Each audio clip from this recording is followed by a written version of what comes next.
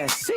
You are now rocking with that dude Pascal. We be going wild, Haitian in the building, so original. Got the haters catching feelings. Get your hands up to the ceiling and keep them held high. Cause St. Louis is ready. Forget about it, goodbye. Hold on, we just saying hi. Five somebody rise up. Weekdays catch us live. Somebody, let's go. Happy Saturday, everybody. Good morning, good afternoon, and good evening, everybody. Welcome to the Pascal Show. Hope you guys are all doing well out there. Hope this show finds you in good spirits, as it should. I'm feeling a little bit better, slowly but surely. This is a cold that's been just taking a lot out of me. I will say that, but I am feeling a little bit better, all right? In case you guys are wondering, all right? I still sound a little congested and all that, but we're getting through it. And we still got the news is going to keep newsing. Let's keep it a bean, all right? But again, I just want to say this too, because some days I feel like absolute, or like over the past couple days, I've been feeling like absolute dog water. But I am still thankful that another day above the dirt is always a blessing. It is always something to remember, all right? Even if you have those bad days, hey, well, at least you got the air in your lungs, the heart beating in your doggone chest. Let's not forget that. Another day above the dirt is always a blessing. All right. Anyway, hope you guys are all doing well.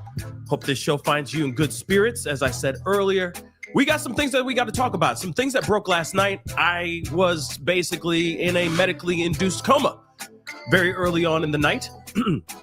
So I couldn't give you guys this update, but I wanted to give you guys this update. And of course, there's a bunch of updates on a bunch of other cases that we have been talking about for a while that we will be covering over today, because there's a lot of stuff to talk about. So this is part one of maybe 2 or 3 shows on this main channel today. All right. So real quick, before we get into everything, please hit that like button down below. Crush it. Do what it do. Hit that reaction button if you're watching on other platforms. If you are watching on those other platforms, like Facebook, X/Twitter, Instagram, TikTok, Rumble, hit that follow button, please, and thank you. Subscribe here to my main channel. Make sure you subscribe to the secondary channel, The Pascal Show Clips, because I'm giving you guys a lot of content every single day, as much as I can. It's been a little wonky over the last couple days because of being sick, but content is revving right back up all over again. So make sure you are subscribed to both channels. All right. The Pascal Show. This is the main channel. Go to the secondary channel, The Pascal Show Clips. Subscribe over there. Don't forget, if you want to support the channel, hit that join button down below, please. And thank you. Join, become a member of the family. That'll be amazing. Check out Patreon and my locals. I'm on both of those platforms as well if you want to support any further.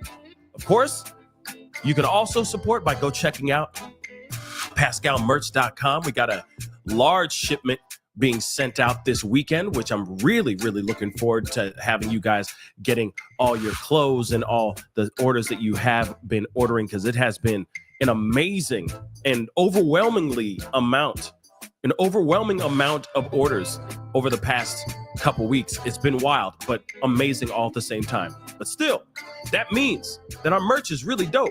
Go check it out, pascalmerch.com. We got some really great stuff, holiday stuff, and then some. Go check it out. All right. And of course, if you want to support the holiday show that I'm doing right now, we're in the middle of production right now as we speak. Go check out the GoFundMe. Thank you, Tipsy, for putting that up. I'm going to pin it to the top of the chat. If you want to support, by all means, go over there too. All right. A little goes a long way. Contribute if you can. I'm trying to make this be something really special and really unique. Not something that you're going to see very often on any other platform, especially platforms that cover a lot of true crime and stuff. Like, I'm bringing you guys entertainment too. All right. I'm giving you guys entertainment and the news all at the same doggone time. So please do me a favor. Go check that out and contribute if you can. No pressure if you can. I understand. All right. I already know the price of a gallon of milk is ridiculous, and gas is just ridiculous too. So I understand. But if you can, please check out that GoFundMe. Anyway, we got to get into this thing. We got to get into this conversation. Okay. We're not going to be on for a long time, but we're here for an informative and hopefully a good time as well. I mean, yes, we're talking about some doom and gloom, some bad things, but at the same time, we're here to, lay back. It's Saturday. Let's enjoy our Saturday a little bit, discuss something, bring awareness to this conversation or to this particular case. And, hopefully we leave with a smile on our face to a certain extent. Okay. Well, obviously, we have been discussing this whole situation that's been going on with Brian Thompson. He's the CEO of UnitedHealthCare. Now, this man was raking in about $10 million. I've seen so many different things. I've seen $18 million, $10 to $18 million a year being the CEO of this healthcare, this health insurance conglomerate. This man makes crazy, crazy money, or at least he used to. This man was gunned down right outside of a hotel in broad daylight in Manhattan. A man walked up, pointed his weapon, pulled the trigger. Now, I've been hearing 2 times. I've heard 3.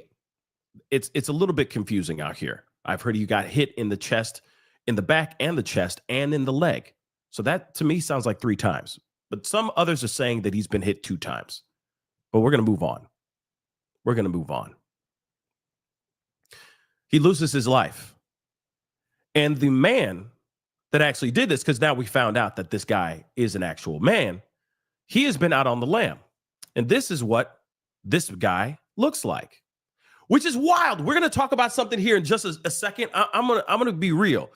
The reaction of the social media has been absolutely nuck and futz. I have to do this because social media's reaction has been absolutely insane. Man, I've seen people that are out here going like, oh, he gorgeous. Man, you don't even know what the guy really looks like. It's a pixelated photo from a still of a security cam. And mother lovers have been like, oh, he fine. What is wrong with y'all? The game over, man. You don't win. No. This is still a man that it took another man's life. Period. Doesn't matter if you agree with health insurance, which, I don't entirely agree with it either. Okay. I think it's absolute BS and it's an absolute sham, but it is what it is. Doesn't mean that somebody should be gunned down in broad daylight in the streets of Manhattan in front of all these other people. Period. No person should be losing their life in this kind of fashion. Period. It's sad. It's messed up and it's wrong. But it's something that we're going to talk about in a little bit, because that's not what we're mainly here for. But it is a clutch your pearls type of moment, because literally it clutched my pearls. I was like, oh my damn. Really? People are that savage that they're like, nah, let him free. Let him roam. He's doing God's work. Are you serious? He's doing the good work. Are you kidding me? Taking somebody's life is not okay. Period. It is not okay.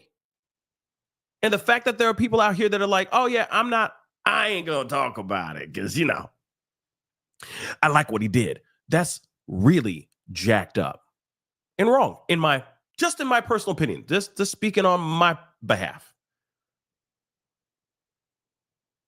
Just on my behalf. It's messed up. We're going to talk about that in a little bit. But there has been new updates revolving around this man. And there's a lot of security cam stuff. We're going to look at a bunch of different things. But one of the things is that they found his backpack, which, by the way, I was right.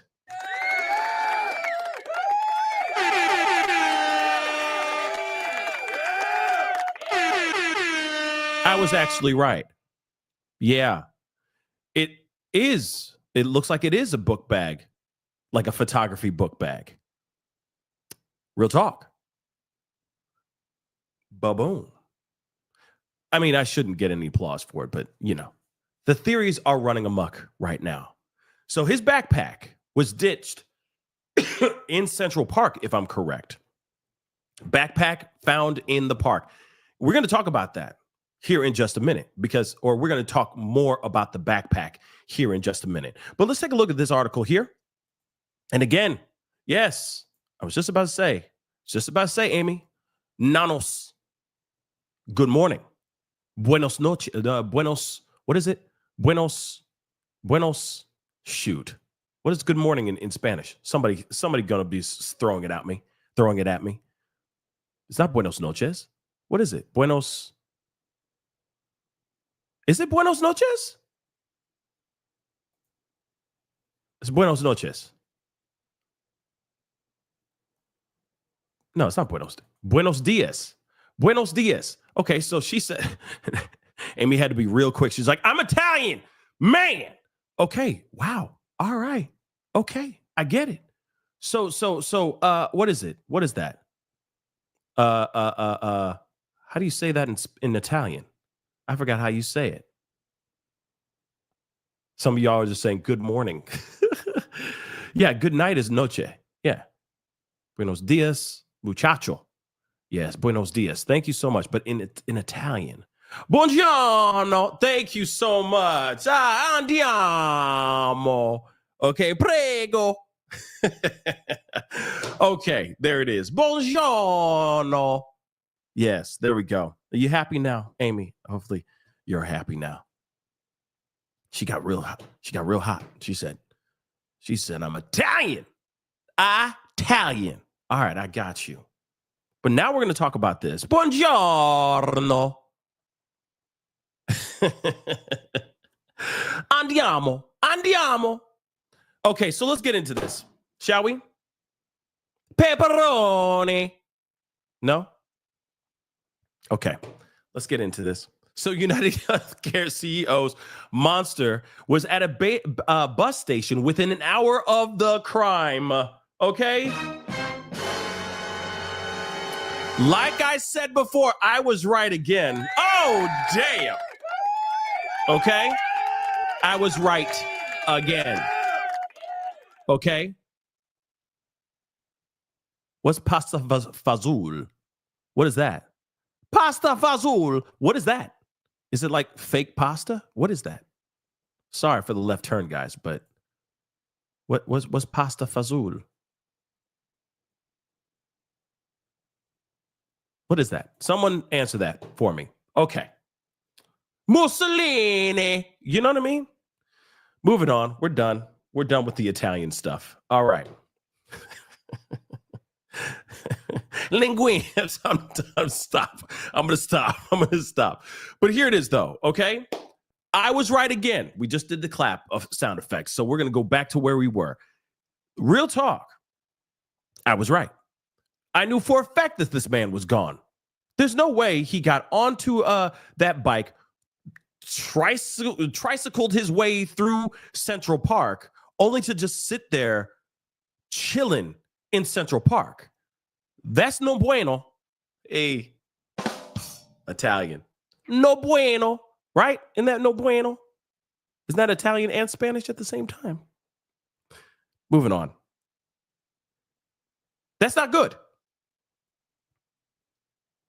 That's not good. So he, of course, packed his stuff, got onto a bus and kicked and left. And left quickly. So, of course, he's not just hiding out in Central Park. They would have found him already.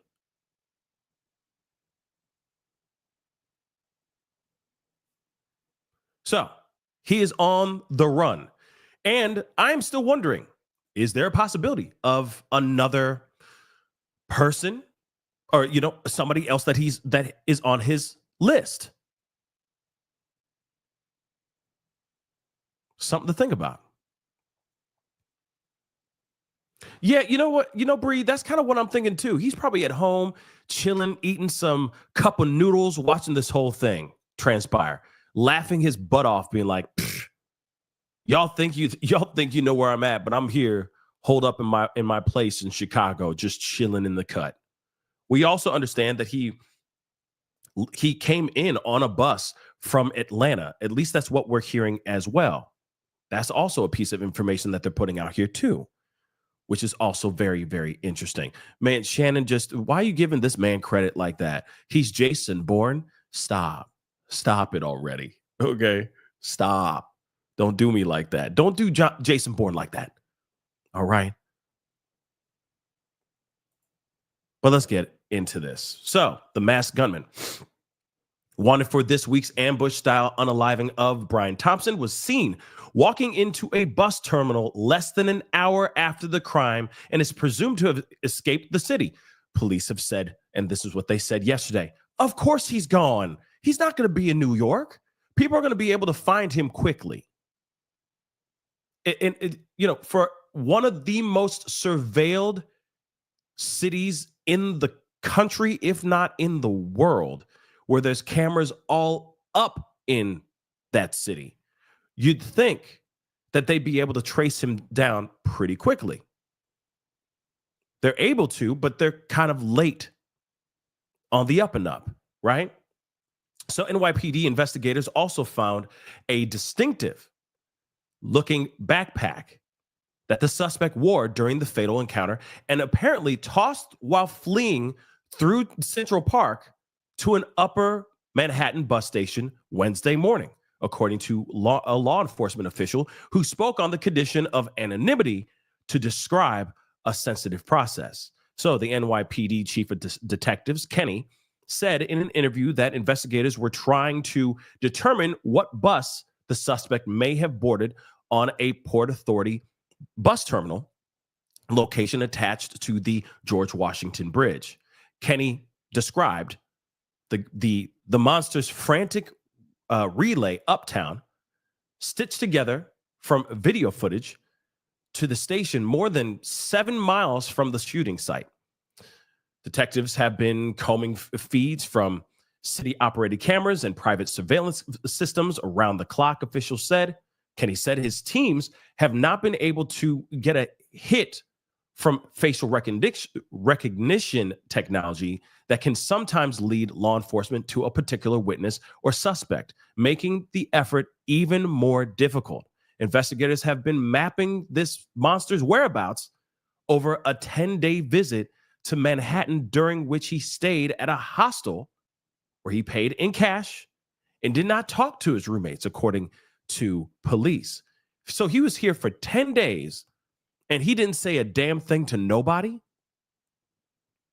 Not one of his roommates. Not even like, you know where the bathroom is? I mean, it could be something as small as that. He doesn't. Of course, he's not sitting there going, yeah, I'm here to take somebody out. I'm here to take out the CEO of UnitedHealthCare. Yeah, just so you know. Hey, how you doing? Where you from? Wow, you're from Zimbabwe. That's amazing. Yeah, I'm just from around the corner, but I'm here to take out the CEO of UnitedHealthCare. Can you pass the cup of noodles, though, please? Thank you. Like, clearly, he's not going to sit there and say anything to anybody like that. But I'm wondering if he actually really didn't talk to nobody, because I'm sure he said something. He may have said something to show a little bit more about himself, a little bit more personality. Like, oh yeah, I grew up on a farm, anything. But he could have just been like, no, I'm here to rest my head. I'm here to lay my head during the times I need to sleep, and during the days, during the 9 to early morning hours till late at night, I'm out in the streets trying to figure out how I'm going to take this man out. Maybe that's what it was. I'm going to do my research. I'm going to do everything I can to find this man. But it's just so odd. And then, of course, yeah, Charisma, you are not wrong. He also went to Starbucks. That's one of the photos that we saw. He was at a Starbucks at one point, and a part of me wonders, well, if he did go to Starbucks, was he also there for internet? Think about it. If he was there, not only was he there to get some coffee, get his little macchiato, but was he also there to get internet access? And if that is the case, what was he looking up? You can't tell me he's not sitting there using the internets. Back in the day, there used to be places that you would go and do internet search, like a computer store. You see what I'm saying? Those are far from gone. They're gone. Last I checked, I don't think that there's ever been. I don't think there is a computer store where you go into it and you can literally type in, do your research, use Alta Vista. Anybody remember Alta Vista? That's a deep cut. Okay. But you would use Alta Vista or something like that. Yes, thank you. An internet cafe. Yes, Estes. Exactly. Thank you. I'm still getting a lot of gunk out of my head. All right.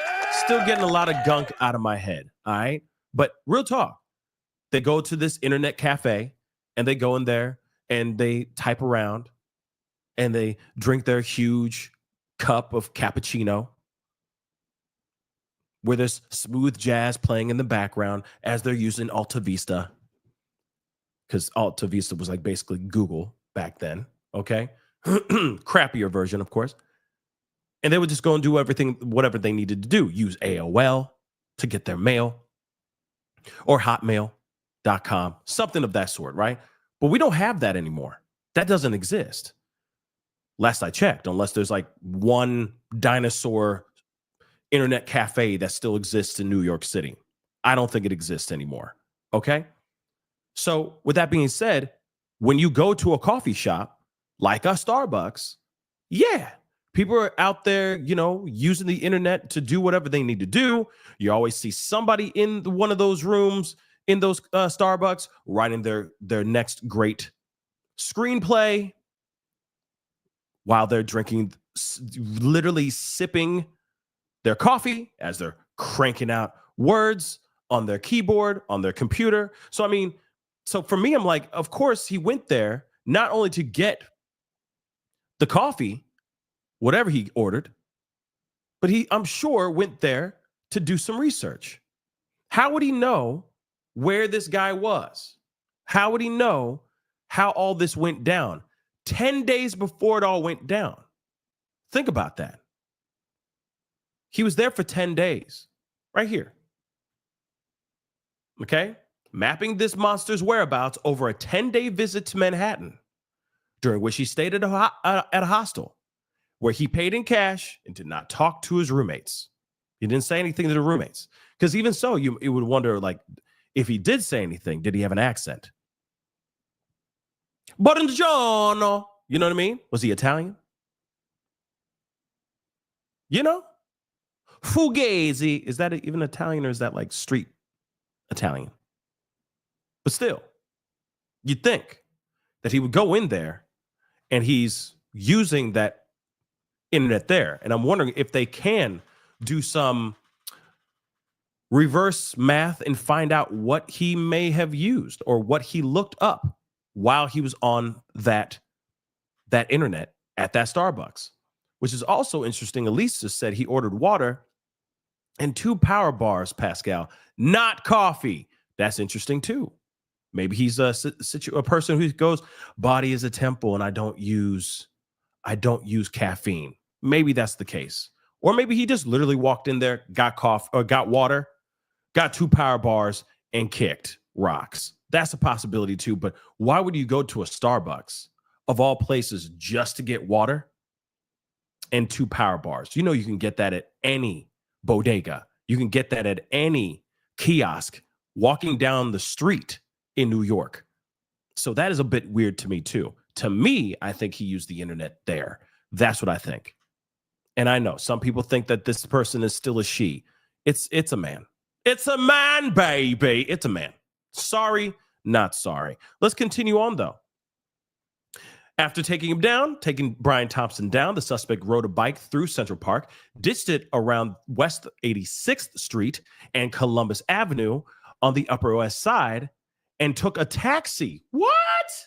Took a taxi uptown to the bus hub that services Greyhound, New Jersey Transit, and other lines. So he hopped on a bike. He biked through some of Central Park, ditched the bike around West 86th Street and Columbus Avenue, and then took a taxi.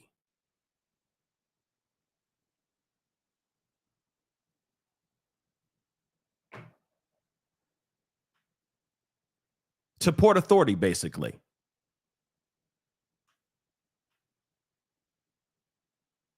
They really weren't able to find this guy. Like, they still aren't able to find this dude. Real talk. Come on, make this make sense. And also, Betty Jane, that's a very good question to ask too. Do hostels offer Wi-Fi? They maybe do. I would assume that they would. Why wouldn't they? They might charge more for it or something like that, but or maybe the Wi-Fi isn't all that great. It's a hostel, for crying out loud, right? So internet might not be so great, but still, that is Hostels offer Wi-Fi. Yeah, so then that must be it. I just think it's weird that he would go to a Starbucks of all places just to get a water and some power bars. You know he can get it cheaper elsewhere. You know Starbucks is going to charge out the wazoo for that. Let's keep it a bean. But if you go to a bodega or, you know, a little mini mart in New York, you know for a fact that there's plenty of those. So I find it a bit odd that they would do this, so that this would be that he would go to a Starbucks of all things. And then that's the other thing too, Bonnie. You're right. Cameras all over Starbucks, but there's cameras all over everywhere. And he still was covered up. He still was fully covered up.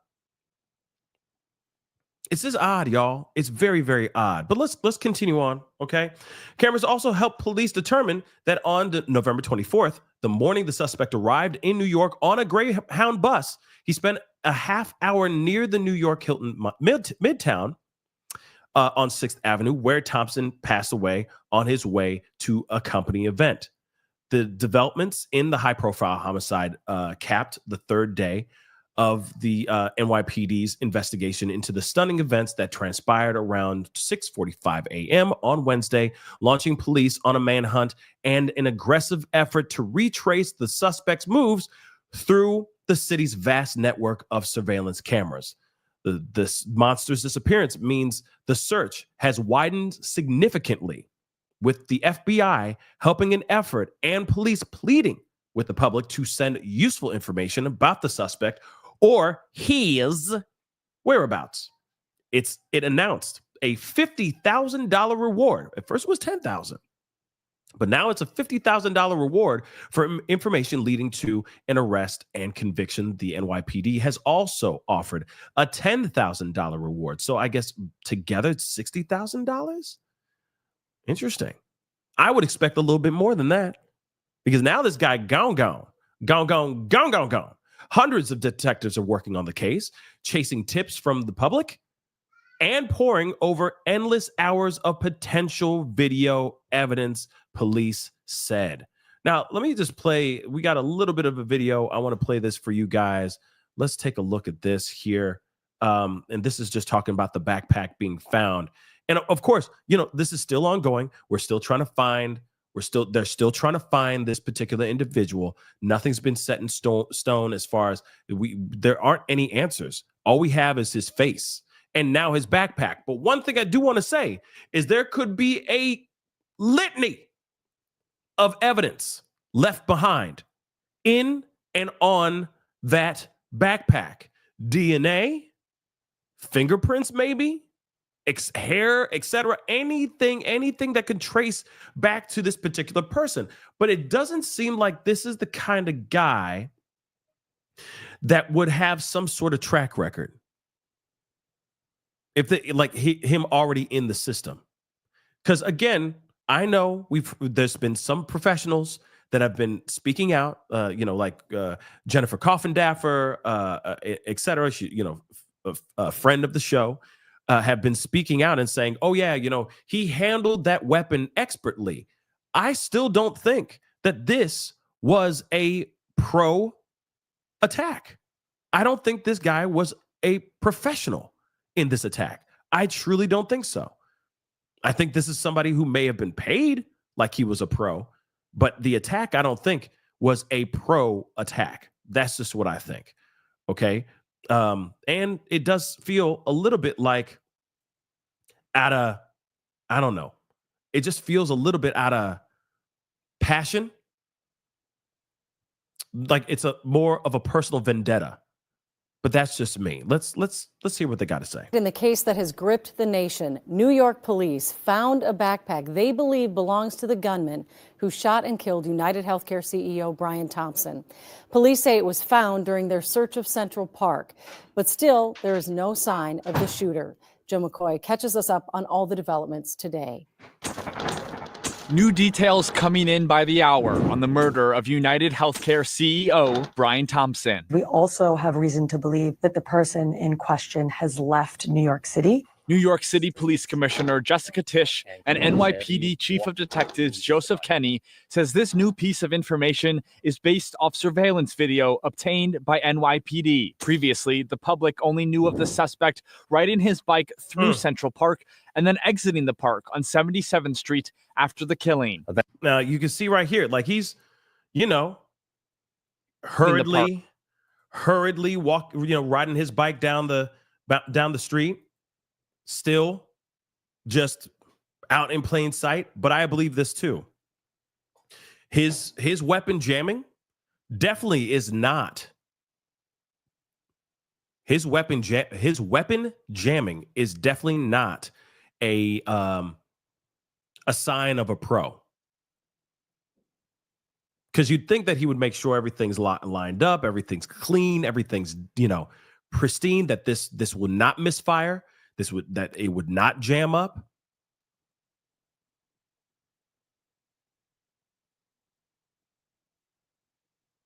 And of course, rewatch the video, because some of you guys are sitting here saying, like misunderstood, just said his gun didn't jam. I think he meant I think he meant to do it like that, so he could leave the message engraved on casings. Now, the thing is, though, I don't know. He knew that it would be every other pull of the trigger that he would have to cock again and boom, and cock it again and boom. No, if you really think about it, those casings would come out. If it's just 3 words and it's 3 pew-pews, right? 3 pulls of the trigger, then all he has to do is pull the trigger 3 times. And those 3 casings would come out regardless. So he knew, yes, he needed to at least pull the trigger 3 times. He had to, if he wanted to leave that message. But I think it jammed. That's what they say. It jammed. Then he cocked it. That bullet popped out of the weapon. He pulled it again. He had to cock it again after he pulled the trigger again for the 3rd time. So those cases were still there. The cases are still there, but some were used and some were not. That's what I truly think. I don't think this was a situation where he's like, yeah, I'm gonna pull the trigger and then I'm gonna cock it so that the bullet is encased, perfectly by itself. No, he would just bang, bang, bang, and then leave the other bullets on the ground. He was just gonna drop them on the ground. You see what I'm saying? Why all that extra stuff? You see what I'm saying? That's so extra. No, I think he wanted every single one of those bullets to enter that man's body with those casings on the ground. I think he wanted that. He was trying to send a message and using that same message to take the man out. Does that make sense? Like, this guy wanted to get real poetic with this ish. I don't know why I just clapped on that. I didn't mean that. I think he was trying to get real poetic with this ish.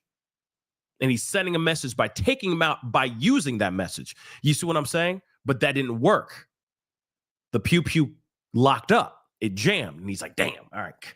Cocking it. It's still there. It's still there. It's still there. Boom, boom. I gotta go. Ah, damn, it jammed again. Boom, boom. Gotta go. See what I'm saying?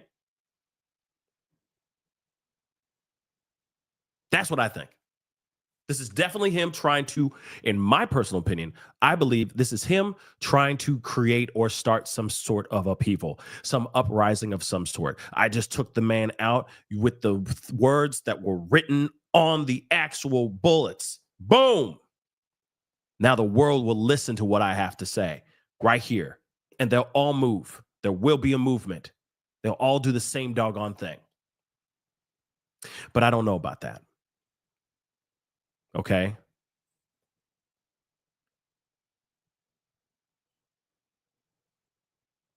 Wait, hold on. I'm reading you guys' stuff. Hold on.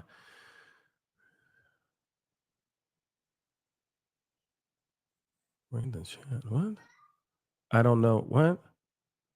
Yeah. Yeah. Key or Key? Maybe it's Key or Kai. I don't know. Kiki. Yeah. jammed, or it's an old age gun. They were saying like this is a more of a brand new gun, or not a new brand new gun, but like it's a very specialized weapon that he used and all that. And again, it's a very odd weapon. So that's a lot to put in consideration as well. Let me see this. It's GG. Thank you so much for the comment and for the super chat. I appreciate it. I think they NYPD know who he is. They're just holding his name back. I have a feeling they're going to make an arrest tomorrow. So, okay, Gigi, let me get my head out because I feel like I'm crawling out from under your comment. Let me just say this here really quick. That's a possibility, but let me ask you this. Why would they wait till tomorrow? I'm just saying because it's Saturday and they're just like, oh, they need a little bit more time and some more donuts and coffee. Or is there a specific reason why they would make the arrest tomorrow instead of right now? You know what I'm saying? Why wouldn't they just arrest his age right now? With all due respect, just saying, why would they wait? Why would they wait till tomorrow? That's still somebody running around with a pew-pew, and he could very well run around here in these streets going after other names, other CEOs of huge conglomerates as well. So think about that too. Why would they wait till tomorrow, baby? And yes, I believe that obviously NYPD and detectives and all the people that are involved, especially FBI, now FBI is involved. I believe that they know a lot more than what they've been giving out to us as the public because they don't want him to know. Because if the public knows, he knows. If they say, oh, he's heading to Chicago, then he's going to be like, oh, taking another train to Kansas City. You see what I'm saying? He's going to make up.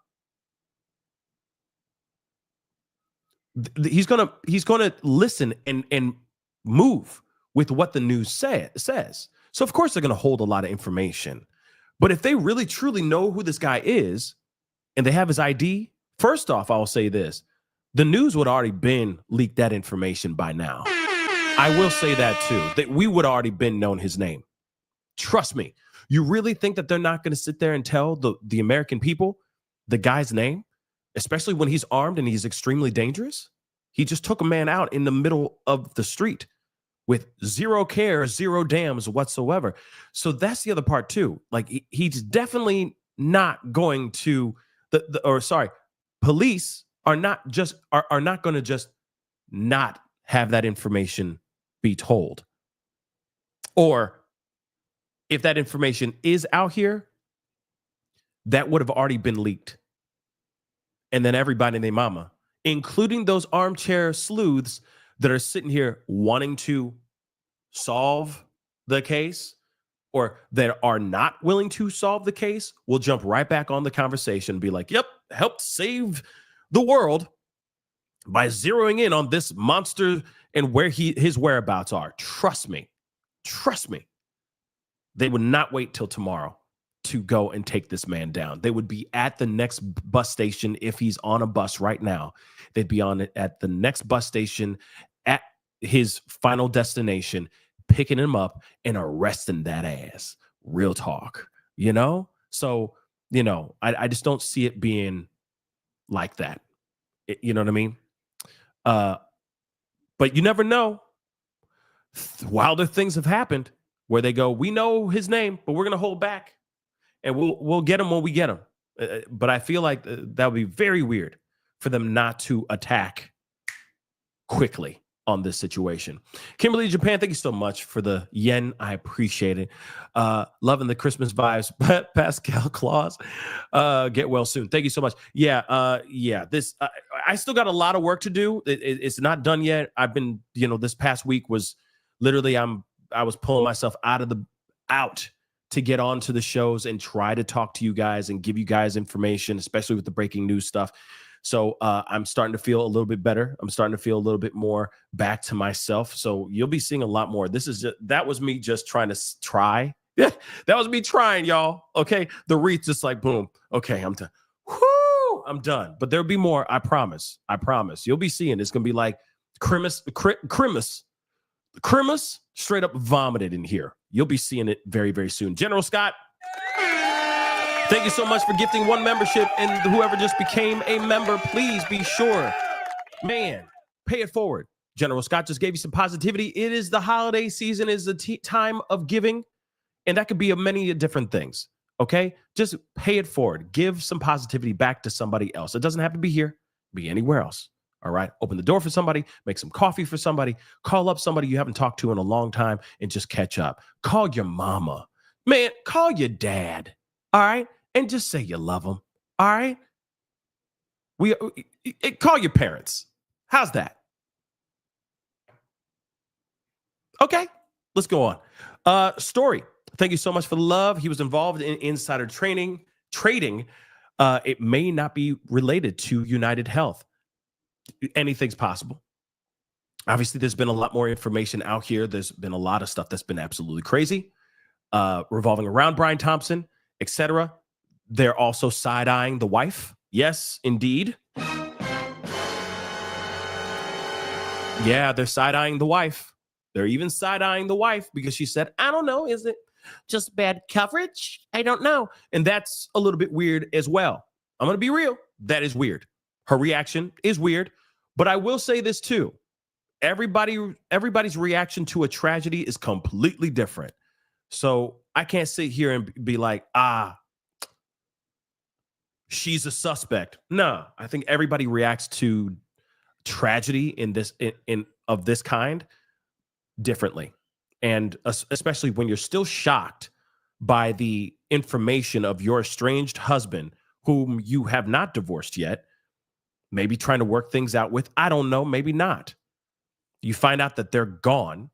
There's just absolute shock. And then suddenly you got people calling up news reporters going, excuse me, ma'am, what are your thoughts on the death of your husband? I mean, what are you going to do? I don't know. I just found out 5 minutes ago, guys. Can you stop calling my phone? I don't know. Maybe bad coverage. I don't know. I need to talk to my kids. I need to go and handle my kids right now and give them the bad news. I don't have time to talk to you. You see what I'm saying? So it is interesting. But that is also true, Medusa. You are not wrong with that. She knew he was being threatened. And, well, I don't know if it was that she wasn't concerned, but I think that she was like, well, he's going to handle it how he needs to handle it. It's not from my understanding, it sounds like it was a threat to him, not to family. But that's something that hasn't been clarified as well. Okay. But again, see, that's the thing, though. Okay. That's the thing. You find out this kind of information after the fact, and then you're still having to, you're still embracing that kind of news. And then at the same time, it's the woulda, coulda, shoulda moment. Like, oh, I should have done that, or I should have asked him to have somebody follow him, so on and so forth. And it does blow my mind that a CEO of that height, of that responsibility, of that kind of money does not have security detail at all. He was walking down the street by him damn self, chilling, and he didn't have security. That's mind-blowing. And no disrespect to Brian Thompson, may he rest in peace, but it's not like he couldn't afford it. Let's keep it real. He was making crazy money. So it's not like he couldn't have somebody there to help him out, keep an eye on him, etc. He could have afforded that. At least one bodyguard, at least one. You see what I'm saying? So that's crazy. And yes, Rianne, separated, not divorced. Okay. But he was living not far from his family, down around the corner, by the way. Okay. Not very far from his family because he wanted to stay close to his family, but they were estranged. That's it. It doesn't mean, yes, I get it. Instantly, you look at the wife, you look at the loved ones first, because that's usually how it goes down in investigation. But it does not automatically mean that she is the culprit, that she's the one who called out the hit and whatnot. This could have been a completely different, separate situation. And we are going to be talking about other reasons why, or other possibilities of why this whole thing went down. So let's continue on. 86th Street and Columbus Avenue, walking. He loses the bike. And then from there, we have him in a taxi cab. And the taxi cab takes him up to 178th Street and Broadway, which, as we know, is a Port Authority bus center. Those buses are interstate buses. That's why we believe he may have left New York City. So here's the thing then. Do you have security cameras showing proof positive that homeboy got a ticket out of Port Authority to go somewhere else? If you have footage of that, where is it? Are you combing through all of security camera to see that he actually bought a ticket, maybe in cash, whatever it may be? Because there's cameras everywhere. And I'm sure there's plenty of other guys that have their hoodies up because it's cold. It's New York. But let's not forget it's New York. New York is winter for 9 months, and then it's summer, and then it's winter again. There's no in-betweens, okay? Because that's how crazy New York is, all right? But New York be New Yorking, all right? Now, you could still comb through all those people going up and buying tickets and whatnot. You could try it and do that and try to zero in on that, right? So I'm wondering, do you know for a fact that he's on a bus? This is a theory right now from what I'm gathering. Sure, he's probably on a bus, or he's probably back in his hometown chilling. How was your weekend? Oh, it was good. How was your week? Oh, it was good. Just hung out, edited some videos and some photos, because that book bag looks like a photography book bag, in my personal opinion. I'm just saying, ain't any of your friends out here leave town randomly that look kind of like this guy? Kind of look like the dude from Catfish? Yeah. We're going to talk about all that here in a second. But like I said, this is interesting. This is interesting. NYPD saying they believe to have found the suspect's backpack that he wore during the murder while conducting their search of Central Park today. Okay, look at that book bag. Now, here's the thing. Some people are saying, oh, yeah, this could be some of y'all. I see you. Some of y'all are sitting here going, nah, this is a decoy. How is this a decoy?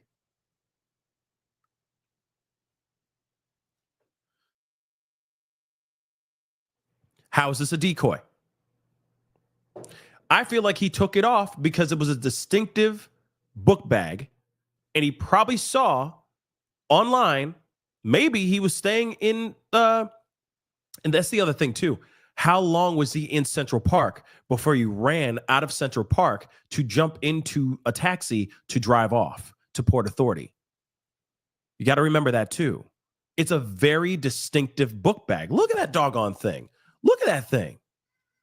Everybody and their mom is talking about it. Go, oh yeah, looks like even myself, I'm like, it looks like one of those fancy photography book bags.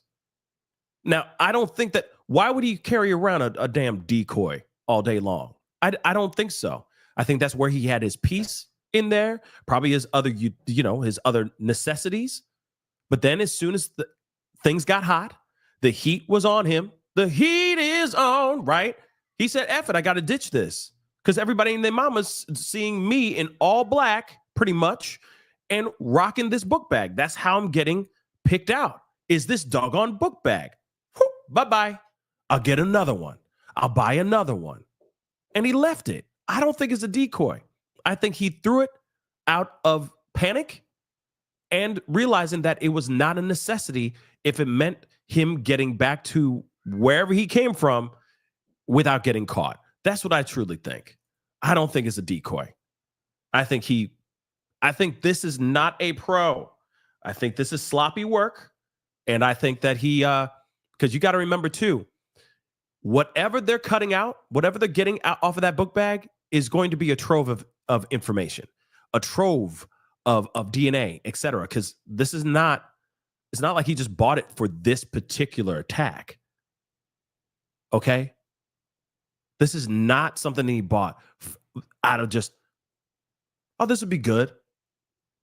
This is going to be hair follicles, skin follicles, or skin, DNA, hair, skin, fingerprints, possibly, etc. Unless he's like try to scrub it down, but you know how it is when there's no such thing as a perfect crime. You really think that he's going to get away with this? I doubt it. Okay. Yeah, still he could have used surgical gloves for the entire time, but for the entire time. Let's talk about this really quick. Game Cat, you got a good point here. Let me point this out really quick. You really think that he was staying in this hostel and he was wearing surgical gloves the entire time? Wouldn't people look at that and see that as strange? Think about that. All the people that was staying at that hostel, sharing the same room as he's going and going to sleep, waking up, doing his thing. You really think he's using surgical gloves the entire time? Really, though? That's weird, right? Wouldn't people look at him and be like, bro, what are you doing? You a germaphobe? You okay? Maybe they wouldn't even talk to him, but they would still look at him and look at him sideways. That's weird, bro. I mean, I get hypochondria, but bruh, this is next level. I've never seen this before. That's a bit odd. Surgical gloves? I feel like everybody would have been saying that. Yeah, he was always wearing gloves whenever he was around, whenever he showed up, whenever he came in to pass out, so on and so forth. Here's the other thing, too.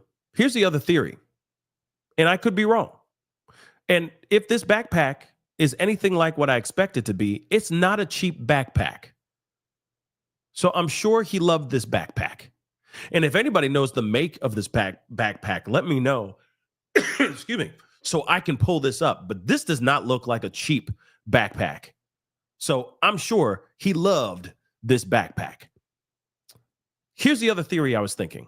That maybe he had two different backpacks. And maybe him going up to, he was there for 10 days. So he had time to prep and get prepared.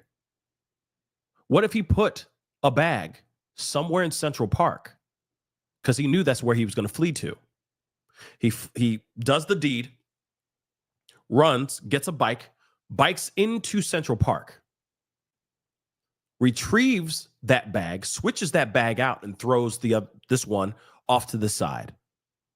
Maybe he thought he was going to go with that bag with him as well, but then he realized maybe that people were going to see that he has a very distinctive book bag on his back. So he ditches it and he takes the other bag, then gets into a taxi and drives off to Port Authority, where he gets on a bus and he leaves town. That's a possibility. Okay. Now, you guys are saying peak design. I saw all y'all's, but thank you so much, Grace. I appreciate it. Peak design backpack. Okay, hold on. We're going to look this up because, like I said, it's a nice backpack from what I'm seeing. But let's see it for ourselves. Peak design backpack. It seems like everybody's looking this mug up. Yeah, these are nice though. See, oh my gosh. These are not cheap, dude. Look at this. Like I said, if you asking me to ditch a $250 to $300 book bag, you got another thing coming. That I'm only ditching that if my life depended on it. If my freedom depended on it. Let's be real. Let's keep it a buck. That is a lot of money. That's a whole lots of money. Now, I know that's not the exact book bag, but it looks a lot like that, doesn't it? Now, don't it, baby? Yeah. It's $250. You are, man, by my dead cold hands. You gonna pry it out my hands when I'm gone. $250? Like I said, and here it is, another one. Ooh, look at this. Camera bag, laptop bag with tablet. Let's see. This is on Amazon. Let's take a look at Amazon, shall we? Look, $300. This mother lover. $219. You have got to be kidding me. Camera bag, though. Camera bag.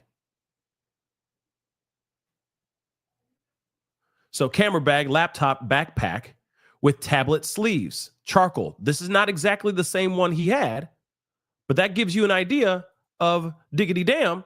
This is a really, really expensive ass book bag. $250 to $300, roughly. And that's me being very generous. Come on now. You really think that this guy is I mean, maybe he is rolling in dough like that, and he could just be like, oh, $250 bag, who cares? Moving on as I sip my macchiato, running from the police after taking out the CEO of UnitedHealthCare. No, I just don't see that. I just don't see that. I see him probably like, damn, all right, I got to take, damn. And just dropping it in, taking whatever contents that are in the bag, maybe, out and booking it. Let us continue on with this video, though. But that's a very distinctive book bag. So he probably was like real regretful saying goodbye to that bag. We're going to go back to that still of that bag here in a second. But let's take a look at this, okay?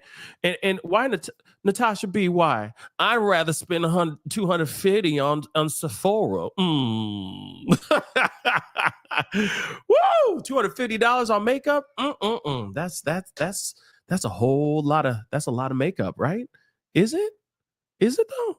I don't know anymore. I don't do makeup. I'm a regular guy, okay? But that sounds like a lot of makeup. $250. So let's $250,000. Let's continue on though. The circumstances of his death are profoundly shocking and disturbing. Andrew Whitty, the CEO of United Health Group, addressed company employees on Thursday. Whitty saying in part, he's acutely aware of the huge impact for everybody across the organization and Brian's family. This is a sadness which is going to hang on us for a long time. And it's something that we're going to get through together. There are also a number of items that sources tell NBC are being tested for DNA, including a water bottle and energy bar wrappers that they believe the suspect left behind. Very important right there. Let's not forget. Water bottle. Energy bars. Remember what we just talked about earlier? That allegedly he went into a Starbucks, bought water and energy bars. Then he's standing on the side of the building waiting for the attack. And while he's there for 30 minutes, he says, oh, I got a grumbling in my stomach. Ooh, I'm getting hungry. I'm becoming a hungry bear. And suddenly eats the contents that he bought from Starbucks. Leaving those things behind. You're telling me this guy is a pro? You also got to remember, the dude was also not wearing gloves. He was not.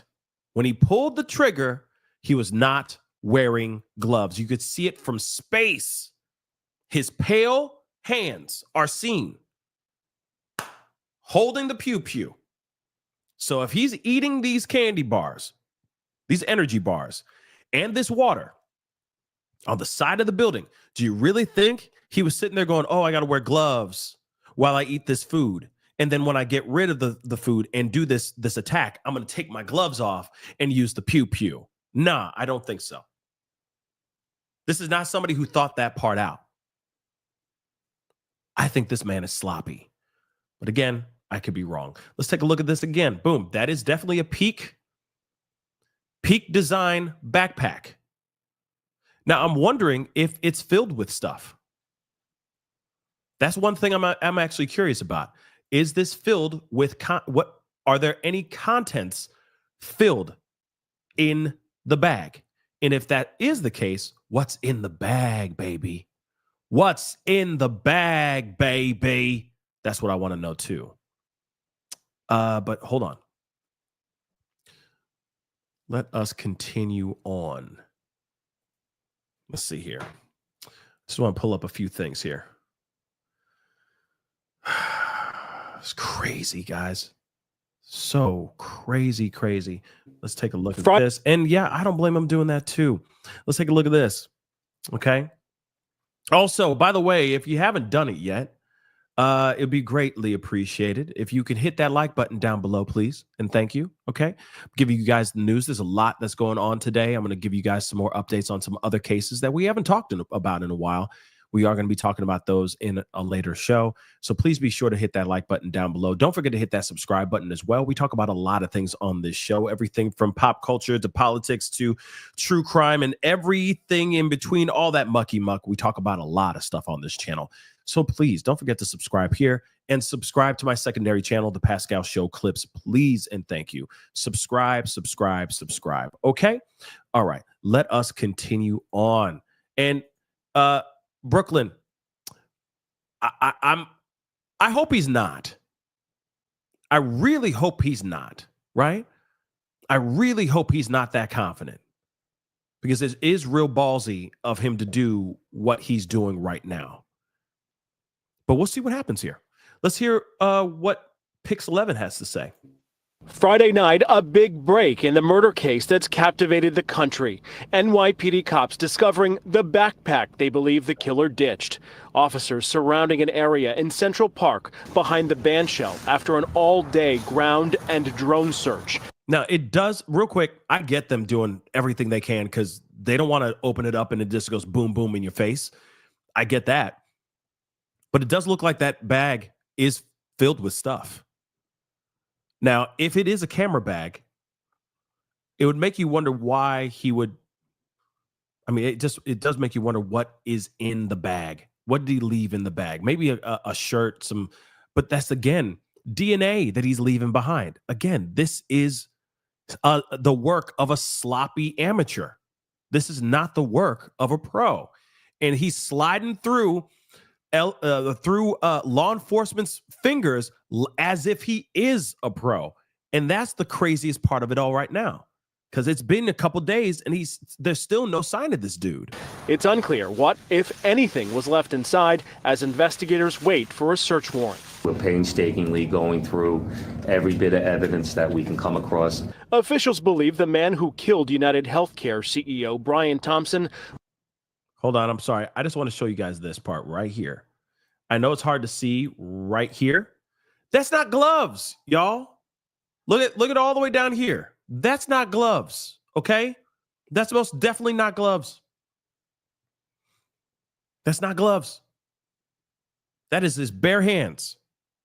So if he's eating a candy bar or energy, one of those power bars, and he's drinking water, he's not drinking those things with gloves on. I just don't think he's thinking about that.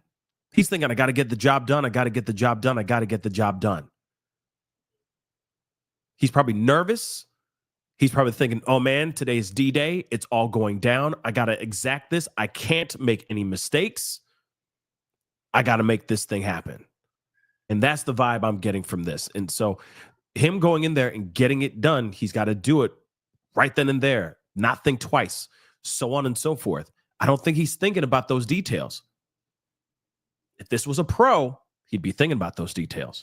Fled the murder scene through the park Wednesday morning after reviewing hundreds of hours of surveillance video from across Manhattan. Detectives believe the suspect arrives in the city November 24th by Greyhound bus. He then checks into a youth hostel on the Upper West Side, wearing a mask the entire time. But it's also where they got this picture cops call the money shot. That's not. They call this the money shot. Oh boy. Money shot is meant for something else, from what I understand, in other industries. But moving on, I think it is interesting. Some people are calling him gorgeous.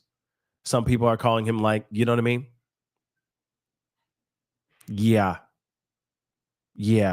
It's insane what we're hearing out here in these streets, on TikTok, on social media in general.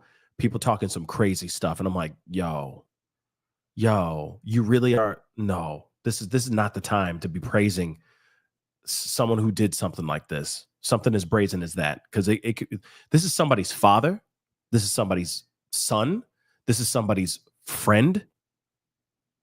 I mean, it's terrible. The money shot. At some point, he pulled his mask down and smiled at the clerk. However, it wasn't enough for a match in the NYPD's facial recognition database. Investigators believe the killer cased the Hilton Hotel before he made his move Wednesday morning. A premeditated execution they believe was not linked to Thompson's personal life. He was fatally shot with what could be a type of gun used to put down animals. It's a weapon commonly used on farms and ranches. If an animal has to get put down, the animal can be shot without causing a loud noise.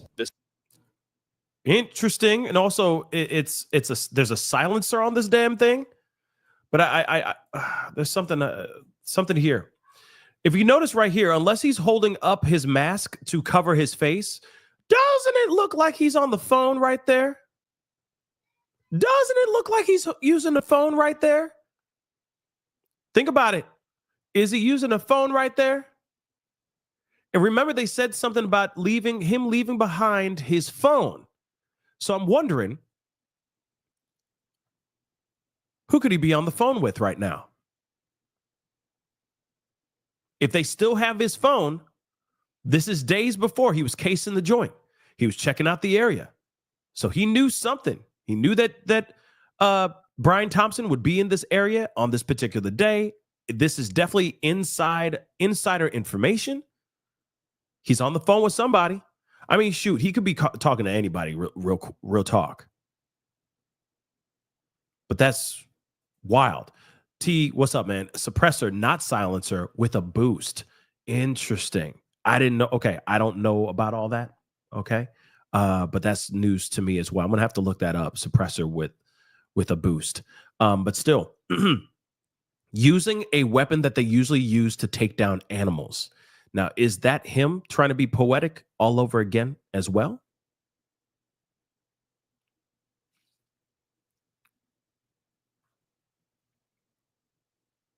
Using a weapon that's used to take down animals, that's normally used for taking, without a boost. Hold on. Did I misread that? What you said? It disappeared on me. Well, if I misread that, my bad. Without a boost. Without a boost. So a suppressor, not silencer, without a boost. Still going to look that up because I'm kind of curious about what that means. Says here, King Bob says, no booster. That's why the slide didn't cycle. Okay. Oh, typo. Okay. Without a boost. Okay. Thank you. But I am kind of interested as to if he left that burner phone, if that is 110% true, who is he calling?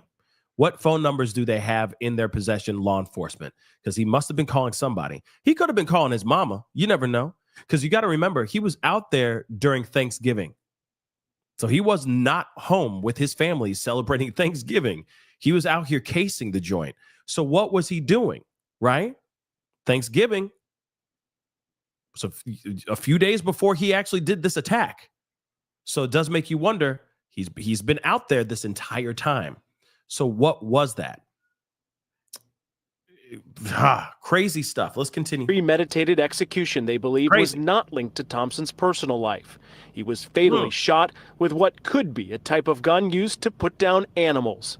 It's a weapon commonly used on farms and ranches. If an animal has to get put down, the animal can be shot without causing a loud noise. The suspect then flees on a bicycle into Central Park, exiting on the Upper West Side, ditching the bike, and hailing a cab at 86th Street and Amsterdam Avenue. That cab taking him uptown to the Washington Heights bus terminal to parts unknown. You know how wild this is? And it does make you wonder, do they have cab footage from inside the cab? Because some cabs videotape 24/7, just in case they get attacked or anything of that sort. Because, New York is insane. And there are people, you're getting strangers in these cars. But you get into a yellow cab and you go to Port Authority, and if that taxi cab actually has a cam running 24/7, we might have something there. And then he has to tell them something. Port Authority, please. He's got to talk to somebody. So I wonder what the cab driver has to say too. Because of course the cab driver's not going to know that he's driving the assailant that just did this horrible thing. But I am wondering if there was any exchange, any conversation in the car as well. But let's continue on. Reason to believe he's no longer in New York. We have video of him entering the Port Authority bus terminal. We don't have any video of him exiting, so we believe he may have gotten on a bus. Okay. Really interesting stuff, right? But it does make you wonder, what else could they know? Because if they saw him walking into Port Authority, there's got to be cameras. They got to be following him into Port Authority and walking to some sort of desk to buy a ticket, or even walking up to a terminal, or to one of the doors that's going to get him onto that bus so that he can leave. So where's that footage? And do they have that footage? That's something I'm kind of curious about. Wow. Still just mind-blowing information. Now, this is something that I thought was interesting, and I wanted to share this too. Before we go, and we're going to, well, actually, you know what? One more of these things about like how he skipped town. So let's take a look at this. Take a look once again as the gunman who murdered the head of the largest U.S. health insurer appears to have left New York City on a bus shortly after the deadly attack. The New York City Police Department providing those new details, saying it appears the killer left something behind, a backpack you just saw there that was found over in Central Park. Now, the shooter does remain on the run 3 days after UnitedHealthCare CEO Brian Thompson was gunned down as he walked from his Midtown Manhattan hotel across the street to the company's annual investor conference. NYPD did say investigators are looking into whether the shooter could have been a disgruntled employee or client of the insurer, but they also added that this does appear to be a targeted attack. Obviously, this is a targeted attack. But it does make you wonder if there's something else going on here. Yes, a disgruntled employee, or if this is somebody who got kicked off of their health insurance, or this is somebody who's mad because their loved one was kicked off of a plan to whenever they got sick or something of that sort. And I can see a lot of people getting very, very heated about, wait a second, my mom has cancer. And suddenly you just said, oh, we can't cover her anymore on these particular procedures. It's going to cost you $20,000 a month to do this kind of thing. And yes, I know I'm just throwing up wild numbers, but these things are not cheap. And it's like, wait, we're going to have to do everything we can to raise enough money just so that my mom can get the proper chemo? Are you kidding me? You're supposed to be helping us, so on and so forth, right? So again, I can see how this could really anger a lot of people. And I think that a lot of people feel angered about this. Hence the reason why people are very passionate about this whole situation, about this unaliving, right? Even again, yep, John Q, the John Q theory. And if you haven't seen John Q, woo, go check it out. It's a powerful movie. Powerful movie. Powerful movie. But again, it's a situation of, I'm going to do everything I can to take care of my own and take care of my family. You're telling me I can't even take care of we spend how much money on insurance and you're not going to let us? Are you kidding me? That's ridiculous. Okay. And that can make a lot of people feel some type of way, especially when you are doing whatever it takes to make that person stay alive, because it's love. Now, I don't condone somebody taking somebody's life because it's not going the way you want it to go. But at the same time, I could see somebody getting inspired and going to great lengths to going into a dark place in unaliving somebody because your loved one is not allowed to get the proper coverage that they rightfully deserve, especially when they are when their life is hanging at a balance. So, yeah. Hold on. Let me get some of these super chats here really quick. I see a bunch of y'all. And I'm keeping this face up here because you guys need to see this dude because he might be in your neighborhood. You'd never know. And I'm not trying to fearmonger. I'm just saying he may live in your neck of the woods. You never know. So S-Dubs, did he have a fake CC? Bike, taxi, and a fake credit card? That's one thing that doesn't make any sense. He may have paid cash with the taxi. Bus ticket could have been in cash. But when it comes to that bike, he had to have used something. And it could have been a prepaid debit card. You can buy any of those anywhere. So if they're able to retrace the actual numbers of that prepaid credit card, they can probably retrace it all the way back to where he originally bought that actual card. And maybe they're able to find him. Maybe they're able to find him that way. That's still a possibility. But yeah, we have not seen any updates about the actual use of his credit card or a credit card. Yeah, he used cash for the bus ticket. He used cash for the hostel. I'm assuming he used cash for the taxi. But the only thing that you can't really pay cash for is that e-bike, is that city bike. So I am kind of curious about that too. Natasha, thank you so much. Most CEOs don't have security. They often live a regular life. Sorry. Most people would be surprised. A lot of CEOs don't want to bring attention to themselves. And I get that too. But now, like, I would start getting comfortable with some sort of security detail, especially when you're in a highly populated area. If you're at home, you're at home.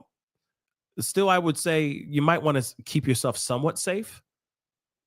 But when you're going to a huge event, you're going to a largely populated area, anything's possible.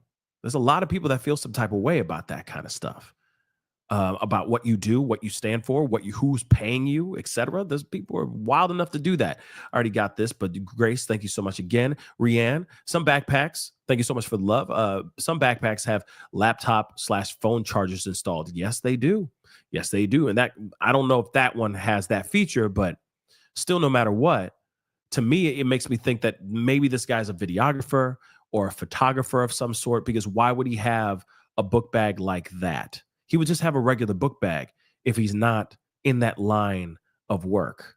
Now, I could be absolutely wrong, but it does seem a bit weird that he would have a book bag that's specifically designed for cameras and a laptop and buy a $250 bag that he wouldn't use properly for those type of things. Like, if that's not your line of work, why spend $250 on a bag that's specifically designed for cameras, etc.? No, that doesn't seem right to me. It just doesn't. Rianne, thank you so much. I said in last show, it may be an inside job. Ex-Secret Service guy interviewed said the same is a likely possibility. I mean, but then it's like, who in the inside called this guy up of all people to do this?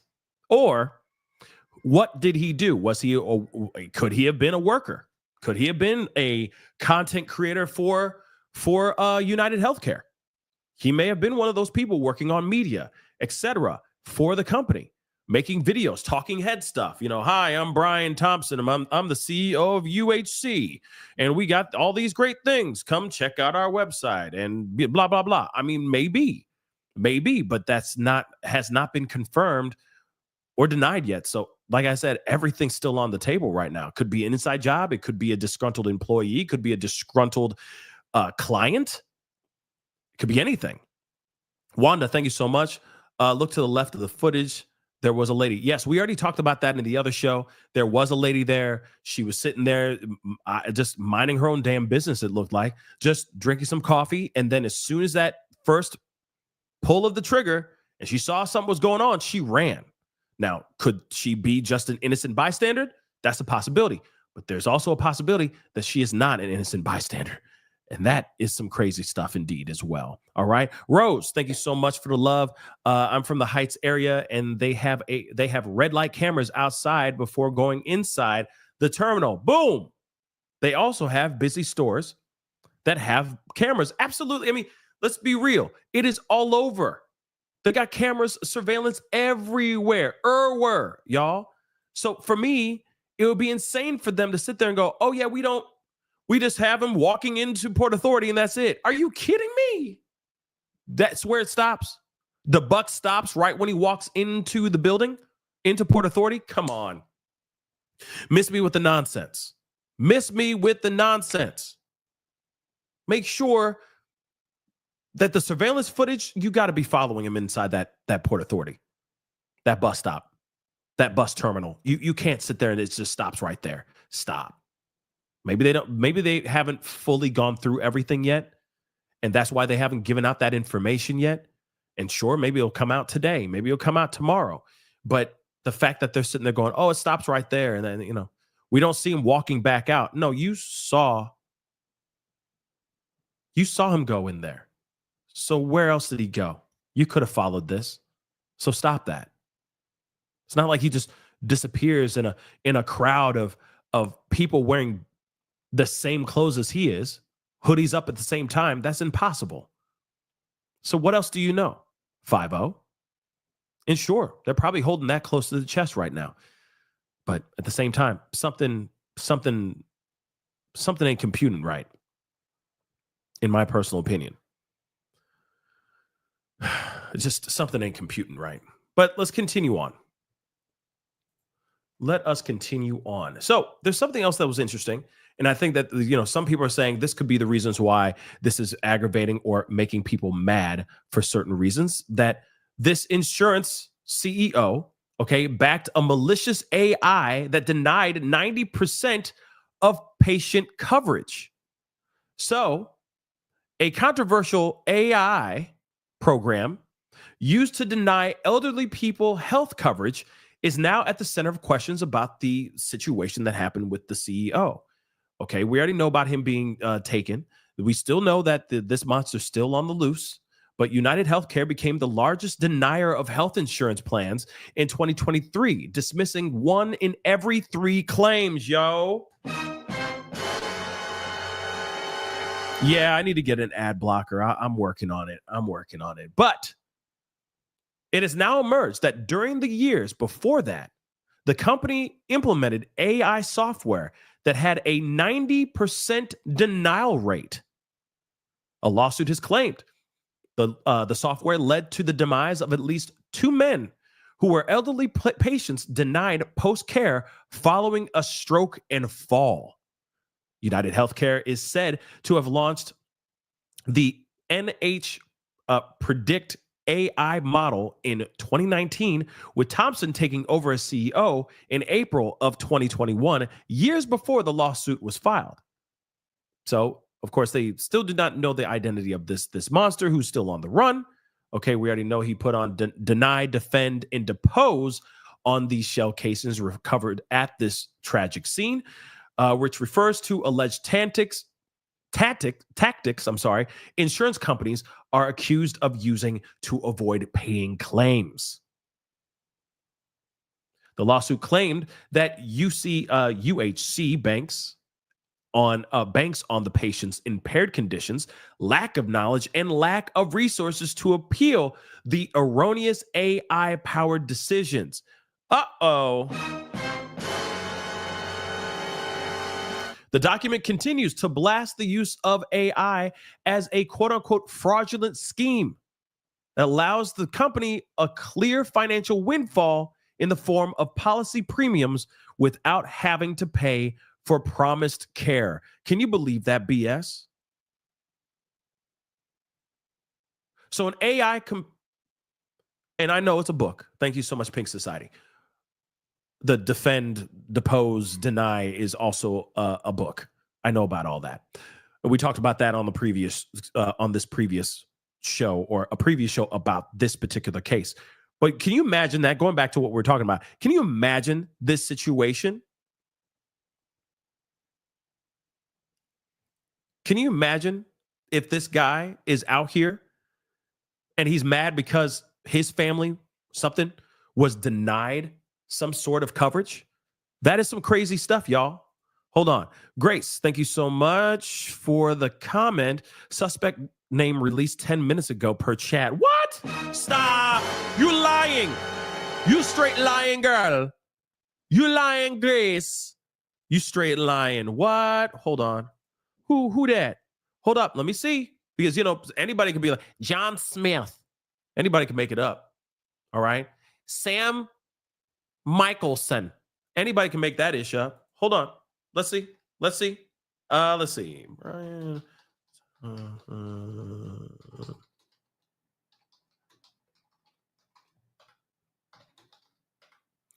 And if his name is revealed, that'll be some crazy stuff, but I don't see anything so far. Hold on.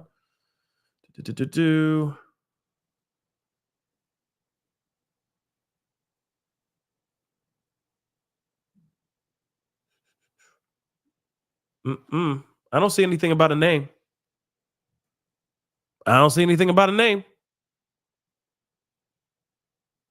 Irie Man. Yes, War. Irie. I don't see any names. But hold on. Anything's possible. But, if it's just to throw. Well, we got something. But they don't say, like, the man's name is, drumroll, please. You know what I mean? Sam Michelson. No, they don't have anything like that. All right. But there is something else in here that we will talk about just in just a minute. No name has been dropped that I see. Okay. No name has been dropped. So let's get back into the conversation at hand. There are going to be people out here talking crazy stuff all the time.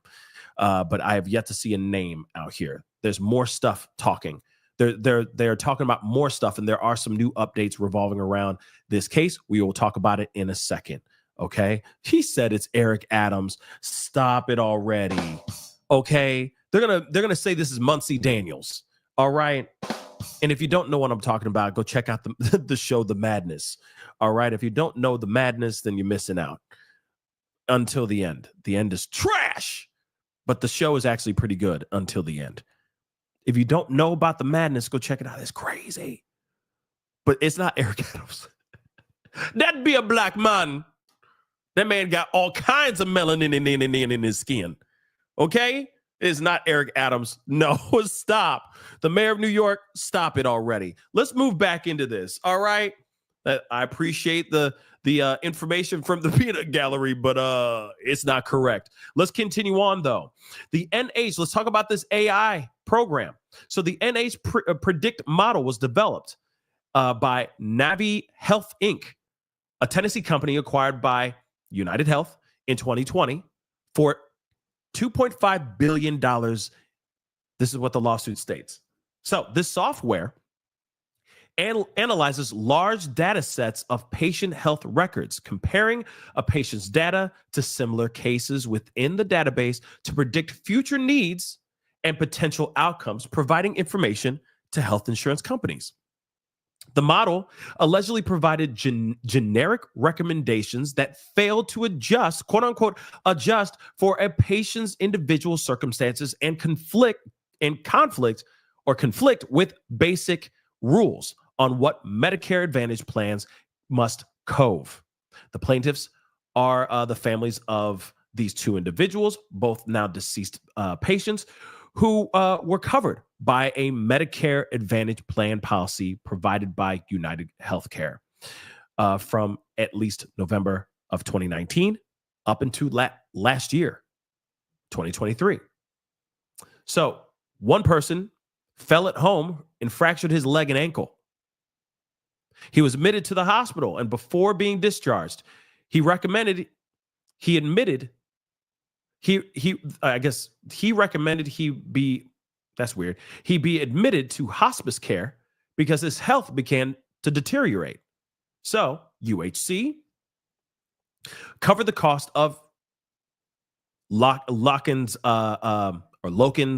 post-acute care at Thorncrest Senior Living Community from July 1st, 2022 to July 20th, 2022. So for 19 whole days. When coverage was terminated, the insurance company explained more inpatient days at the skilled nursing facility are not medically necessary. A safe discharge plan has been recommended. The lawsuit claims that medical records submitted to UHC for review indicated that this particular individual was not ready to go home.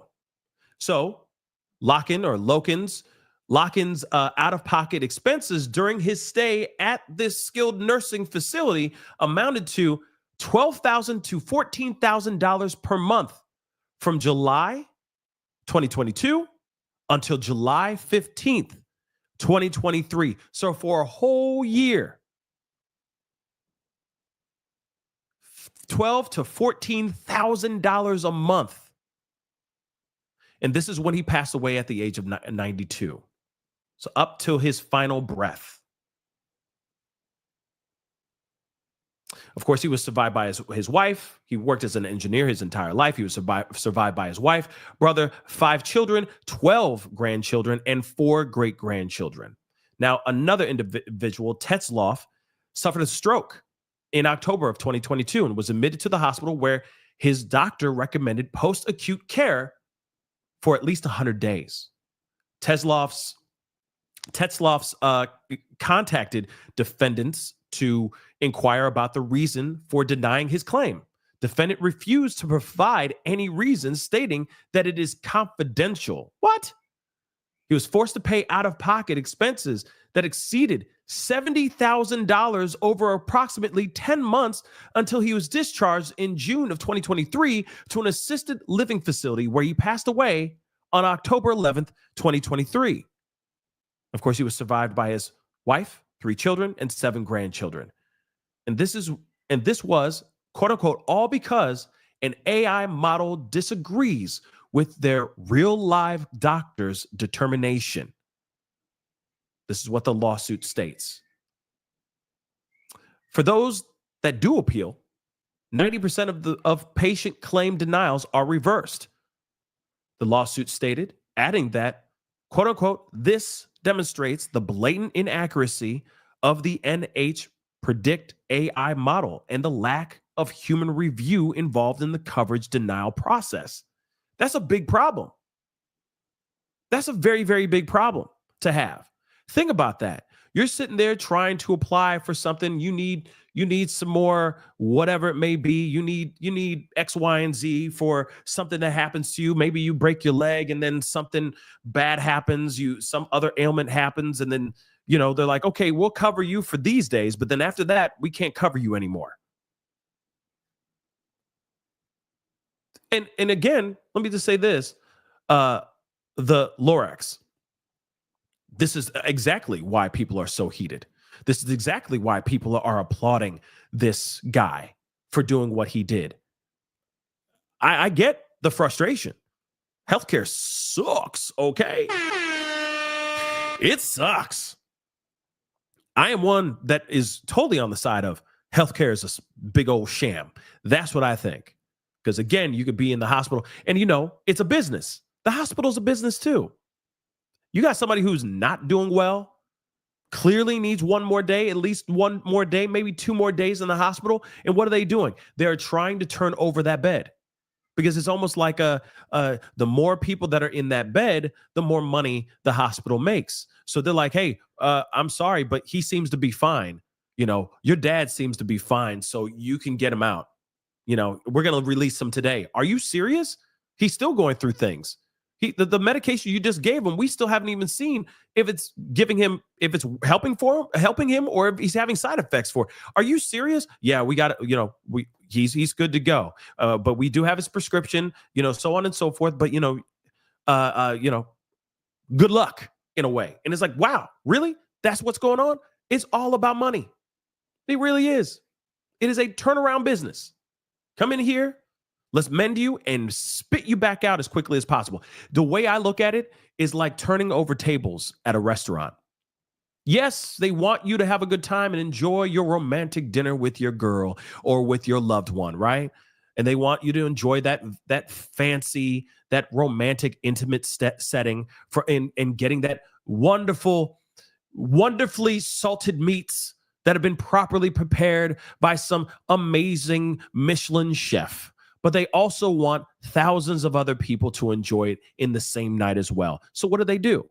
They make sure you have a really great time, but they also urge the turnaround to happen quickly. Because not only does it mean that particular table, if you are turning it around quick enough, that means that table is making enough money, more than enough money, but it's also allowing that server to make more tips. So if they're able to be on their stuff, hi, sir. Hi, ma'am. How you doing? Okay. How's the food? Everything's good. So on and so forth. They keep coming in and out. They keep annoying you. You know how it is. You're like, like I'm in the middle of food's great. Yeah, thank you. Yeah, thanks. Okay, so how was I saying? You know what I mean? Oh, everything good? You know how it is. Near the end, they ask for if you want dessert, and that's usually are you staying longer or do you want the tab? You want the check or are you really going to have more food? Do you want dessert? And usually 9 times out of 10, well, 7 times out of 10, people are going to go, yeah, I'll just take the tab. Cool. So they can flip that table over quickly. It's the same doggone thing. It's the same philosophy in a hospital. Yes, it's jacked up, but let me peep you on game. Yes, you go in there. Say you broke your leg. Doesn't matter if you're young or old. You break your leg. Terrible situation. They go, they cast it up, so on and so forth. Yeah, I think it'd be a good idea for him to stay for, a few more hours, and then he can go home. We'll give you some prescriptions for the pain, so on and so forth. Keep it elevated, blah, blah, blah. Whatever you need to do to take care of that broken limb or whatever ailment you have. But a lot of times they're trying to go bing, bang, boom, in and out. Quick, quick, quick. They got better things. They got things to do. They got money to make. And it's usually not the doctors that are doing that. It's the powers that be that run the actual hospital. Sorry, guys. I'm just peeping you on game. I've seen it a million times. All right? I've seen it a million times. It's usually the doctors and the nurses and all that actually care. It's the people that are actually running the actual hospital that are literally going, hey, so how's the patient in room C103?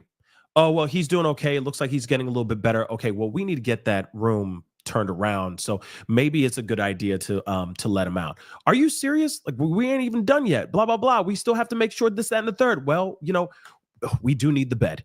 So turn it around. That's what they do. Unfortunately, the healthcare system is jacked up. It really, really is. Especially in a hospital that's very, very busy. So what happens? Let's turn it around. Let's go. Let's get it moving. The beds are like tables at a restaurant. Just think about it like that. That's how I see it in my brain. Unless it's a very, very specialized situation like a car accident or GSW of some sort, so on and so forth. Any of those that are like, you need to be in there for a few days. But even so, they still try to cut down the days. It's wild. They'll still try to cut down the days. If it's like, oh, well, we see her up and moving around. She seems all right. You can go. Do you want to leave right now? Okay, you can leave then. Are you really sure? Honey, yeah, I get that she's saying that she's all right, but what if, no, stay, do one more day, so on and so forth. That's literally what we see. It's the same thing as a restaurant. I hate to say it like that, but it really is like that. And it's wild. It's wild. Okay. Paul, thank you so much from Australia. Great show. Definition of depose. Removed from office suddenly and forcefully. Yes. That's show.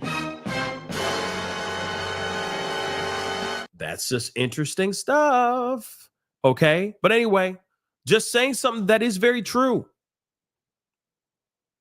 It's very true. I've seen it with my own 2 eyes.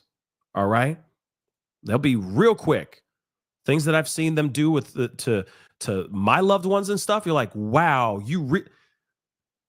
my dad, passed away 5 years ago, a few days ago. All right.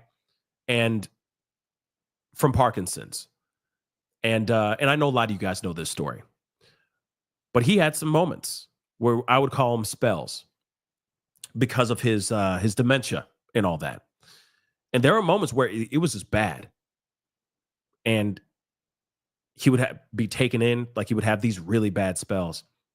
And they would take him into the hospital and we would sit there and he's, obviously delirious. He's still just not 110%. And these hospitals will sit there and go, okay, he's good. What? He's not good. You see what I'm saying? He doesn't even know who I am. He's not computing it. Are we sure that we just need to spit him back out into society really quick? Can we make sure he's okay first before we just throw him back out because you need this bed Literally, guys, I'm sorry. A lot of you guys that feel that type of way, it's not wrong with you feeling that type of way. I'm just trying to tell you what the facts and the truth of what really goes on in these hospitals. Real talk. They turn it around. It's like a table at a restaurant. If that table stays and sits for longer than it needs to, then that bed is not making money for the hospital. It's an unfortunate situation, but that's what it is. And I've seen it multiple times. Multiple. So when you see those things and you start looking outside the box a little bit, instead of it being so personal, you just look outside of that and you go, oh, damn. And you see that person with their little clipboard walking around, like doing this whole thing. They got their little clipboard and they're holding their pen and they're walking around. They ain't a doctor. Okay. They ain't no doctor, but they look like a professional and they're walking around. They're talking to these nurses and their doctors and blah, blah, blah. Yeah. That's somebody who actually runs the monies. That's taking care of the actual hospital, making sure that the money still keeps pumping out of that hospital. Just so you guys know. So trust me, I definitely feel some type of way about healthcare. Okay. I've seen it way too often in my life. And it's not the actual people that work at the hospital that are to blame. It's the powers that be above it that actually pay the bills, that write their checks, that are running this whole thing and telling them what you can and cannot do. And oh, he's fine. He seems to be fine. Get him out of here. We got to fill that bed with somebody else. And on and on and on. So, welcome to healthcare in America. It's trash. I'm about to get mad. Okay. Okay. S-Dubs, thank you so much. Sorry for your loss. I appreciate that. Thank you so much. Local Trees, thank you so much for being a member for the past 3 months. Amen to that. Local Trees. Yep. I'm just saying. I've seen it way too often. But these are the breaks. These are the breaks, yo. It's annoying, but these are the breaks. So what's also even insane is the fact that there is a system that if it's a huge problem, you have an AI system that's denying 90% of the people that are actually applying for that coverage. If it's such a problem, why do you still use that AI program? If it's such a problem, you shouldn't be using that. UnitedHealthCare, you shouldn't be using it. Sounds like a problem to me. Don't you think? But they were still using that program. And Brian Thompson was backing it. See, like I said before, it'll be, if it's not one thing, it's something else. They will find every nook and cranny. Oh, well, lock in the person who broke his leg. We could cover you for 19 days, not 20. After that, it's out of pocket. $12,000 to $14,000 a month. I'm sorry, until you pass. Good luck. Good on you, and good luck, sir. Enjoy your time. Enjoy the rest of your life on this planet. And now your family is going to have to be stressing out how they're going to make $12,000 to $14,000 a month to carry you on and keep you healthy and safe while you are in an assisted living facility. Good luck. But we can't cover that for you. Sorry, sir. Like I said, there's always some sort of angle, which is absolute trash in my personal opinion. But I'm going to get off that soapbox, okay, before I get even more heated. But we do have some more information, some new information. So I'm going to share that with you guys really quick now, too. And it says here, which is interesting, UnitedHealthCare, this monster's possible jacket flying off sleeves. So apparently they're saying that this jacket that he's wearing is, I guess, internet sleuths. Some internet sleuths actually give a damn, and they've been looking into what he's wearing in this with this jacket, which is also interesting. And to me, it looks like something that a videographer or photographer would be wearing when they're doing shoots outdoors, etc. Did I say sleeves? I meant shelves. Sorry about that, guys.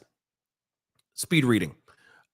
Shooter's possible jacket flying off shelves. I'm sorry. Thanks to internet sleuths. That's wild.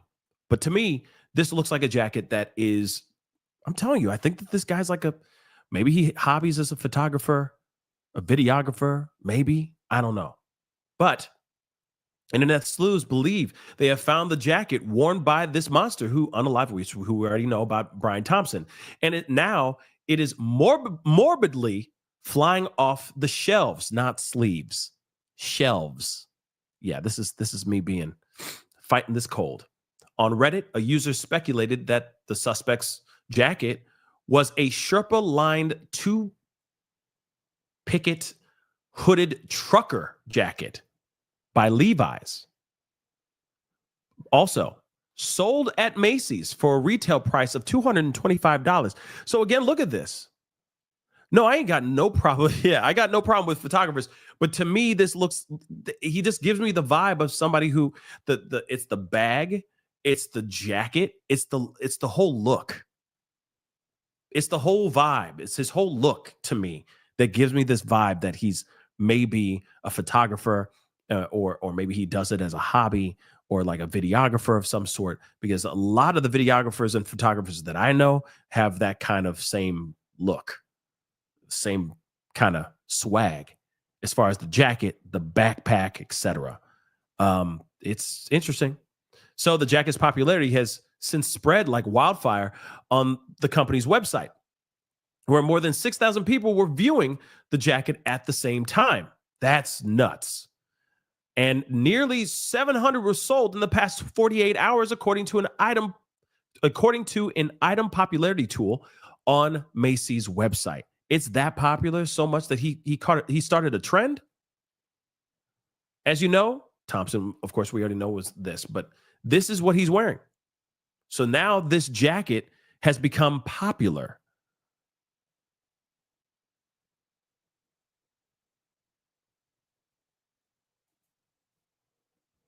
He started a new trend. Oh my God. That is just ridiculous.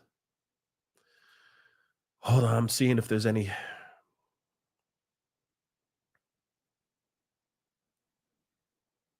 Oh, wow. Just looking to see if there's anything new, but there is something else I do want to share. And this is what I talked about earlier in the show. I'm going to bring it back, talk about this as well, which is, to me, it just doesn't make any sense. Because if you really think about it, again, this is somebody's life that's been taken. He's a father, he's a brother, he is an estranged husband, and all that. He's a son, he's all these things. He's a human being.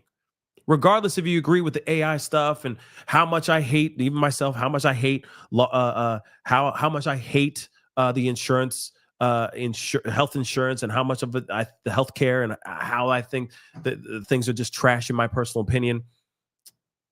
There is some crazy stuff that's been going on, and we have got to talk about this. Okay, so they're saying some, I guess, sleuths, known internet sleuths, are not willing to even talk about this case. They have refused, as it says, America's top internet sleuths have refused to help law enforcement officials track down this monster. So, of course, typically this type of high-profile violent crimes sets platforms, including TikTok and X, alight with buzz, with amateur internet sleuths hunting to root out the actual perpetrator. But now we're hearing that people are not willing to talk about it.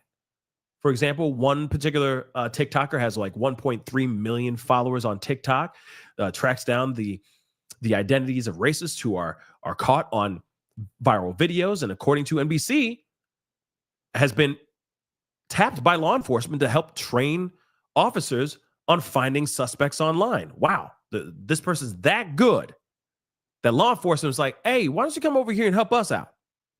When asked about When asked by the outlet if she was working to find the suspect in this particular tragedy, she said, absolutely effing not. What? Another TikToker with 2 million said in a video, he said, I don't have to encourage violence. I don't have to condone violence by any means, but I also don't have to help. Now, Tizzy ENT, if you don't know who Tizzy ENT is, really great platform. But he even said himself, I have yet to see a single video that's pounding the drum of, quote unquote, we have to find him. And that is unique. That is very weird, y'all. Don't you think that's a little weird? That there are people out here that are known for tracking people down, known to be like, hey, do you know this person? So on and so forth. And they're not even willing to even lift a finger to talk about this because they're condoning this situation? That's insane to me. Am I the only one who thinks that's insane? That's absolutely insane. So that person's being applauded for this instead of condoned for this.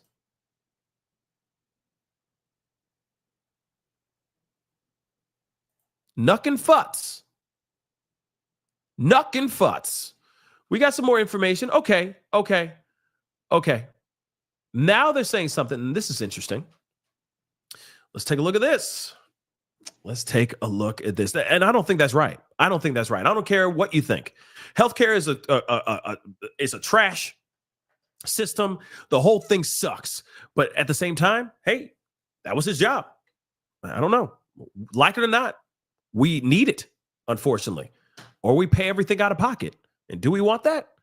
Not really, but yeah, it's terrible. Okay. I think that there should be free health care for all. That's just what I think. I know some people would be like, what are you talking about? That's insane. But I think there should be free health care for all. That's what I think. I think we pay enough in taxes and all that stuff to be able to be covered by certain things. But at the same time, I'm just one person. But you're not going to find me in the middle of the streets hunting down CEOs of health insurance companies. You're just not going to see me do that. Sorry. You're just not. But we do have something that I think is interesting. We're going to take a look at this.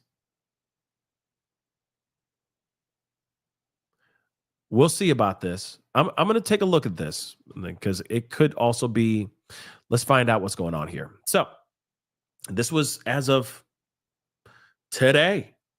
What time is it? Yep. As of today. So there's some updates in the investigation of this whole situation. So they are saying, so it is true. So it wasn't a troll. So they're saying authorities have the name of Brian Thompson's suspected monster. But now I want to know, why haven't you said his name then? Because you know for a fact everybody and their mama would be looking at this mother lover. Do you realize as soon as they put this stuff out, as soon as they say his name is G, everybody be like, he lives here, and he frequents this McDonald's. He loves Starbucks. He really does love Starbucks. He's been seen here. He went to this college and then decided not to. As soon as they just say G, they don't even finish his name. Everybody will be like, okay, this is his social security number. This is blah, blah. I mean, everybody will have it. Or at least the people that actually care.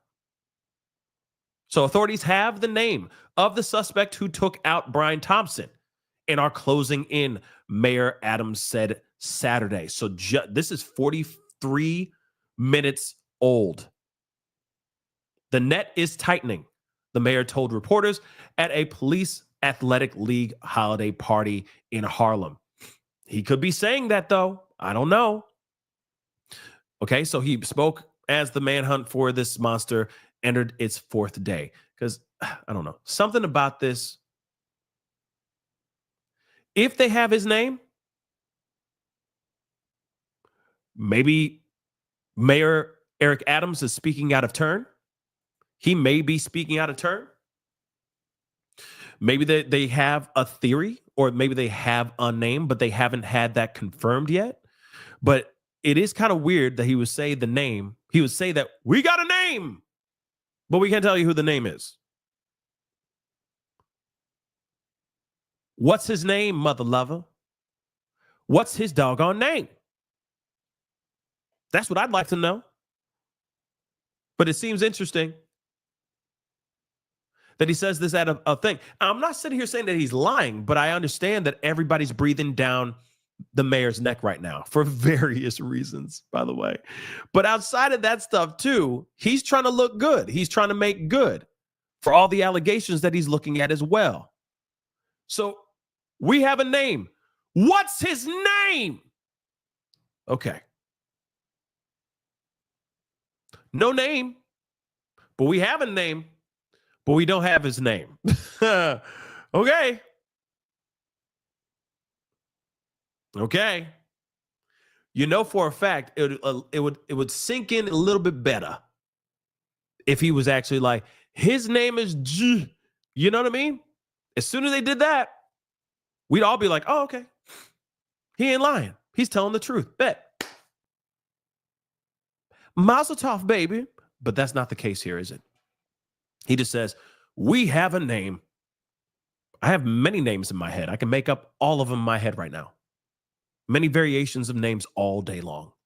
Yes, the name is McLovin. I'm done. Okay. So to me, I'm like, what's his mother loving name? Just saying we got a name does not mean anything.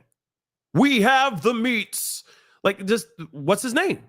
So to me, that don't work. But let me see something here. That's not enough for me. That's all I'm saying. Now, I just want to see if there's any more updates, because I think that's trash for them to be like, we got a name, but we can't tell you his name. Stop. Ooh, we got another video. I want to share this too. Let's take a look at. And Omar Jimenez. Apparently, there is a person who stayed at the same hostel as this suspect, and he speaks out in this interview. Let's take a look at this, shall we, baby? This is gonna be interesting. I haven't seen this one. Okay. Yeah. The never-ending story. You know what I mean? Great movie, by the way. That's one movie they should never remake. Did they try to remake that movie? If they did, they should burn it. That's what I think. Like Casablanca, a movie you never remake. Never, you know? Never remake it. I know that's a left turn, but just had to say that out loud. Moving on. And Omar Jimenez is out front live in New York City. He is in front of the hotel where Brian Thompson was shot and killed, the Hilton there in Midtown Manhattan. And Omar, what is the latest that you are learning tonight? Well, for starters, this is the second day where we don't know where this suspect is. We don't know who this suspect is at this point. And some of the latest video that we're seeing, some of it you just alluded to there, shows the shooter, the latest in the day that we see the shooter after the shooting, which is only about 15 minutes or so after the shooting, seen on the Upper West Side here. But for perspective, that's about 30 blocks from where I'm standing. And with a route that could take you through Central Park, which of course, as we know, is where law enforcement searched, and of course, where he is seen on camera exiting. All of this as the New York Police Department is putting out new images tied to this investigation that they believe the public can help with. New images tonight of what the NYPD is calling a person of interest wanted for questioning. Sources say these photos showing this person unmasked and smiling come from an Upper Manhattan hostel where investigators believe the shooter may have stayed before the Wednesday morning murder of UnitedHealthCare CEO Brian Thompson. Another clue as investigators try to piece together the shooter's identity. Pieces to the puzzle, they are still coming together. So we're on the right path, and we believe we're going to apprehend this person. Okay. Now you have Mayor Eric Adams on interviews, CNN, saying what he needs to say. I don't know. No, it's not CNN, but it looks like NBC Studios saying this stuff. Again, for him to sit there and say, oh yeah, we have a name. Well, put out the name. That's what we need to know, because let's keep it a bean. That will definitely keep everybody's head on a swivel, especially people who actually know this guy. Remember that. There's a guy out there. There's a guy out there that knows this guy personally. There's a group of people that actually know this man. Sure, he's a loner, but everybody, if he's a loner, sure. But there's plenty of people out here that interact with this guy. There's no way he could just live off the fat of the land without having to deal with at least one person. There is at least one person that knows this guy.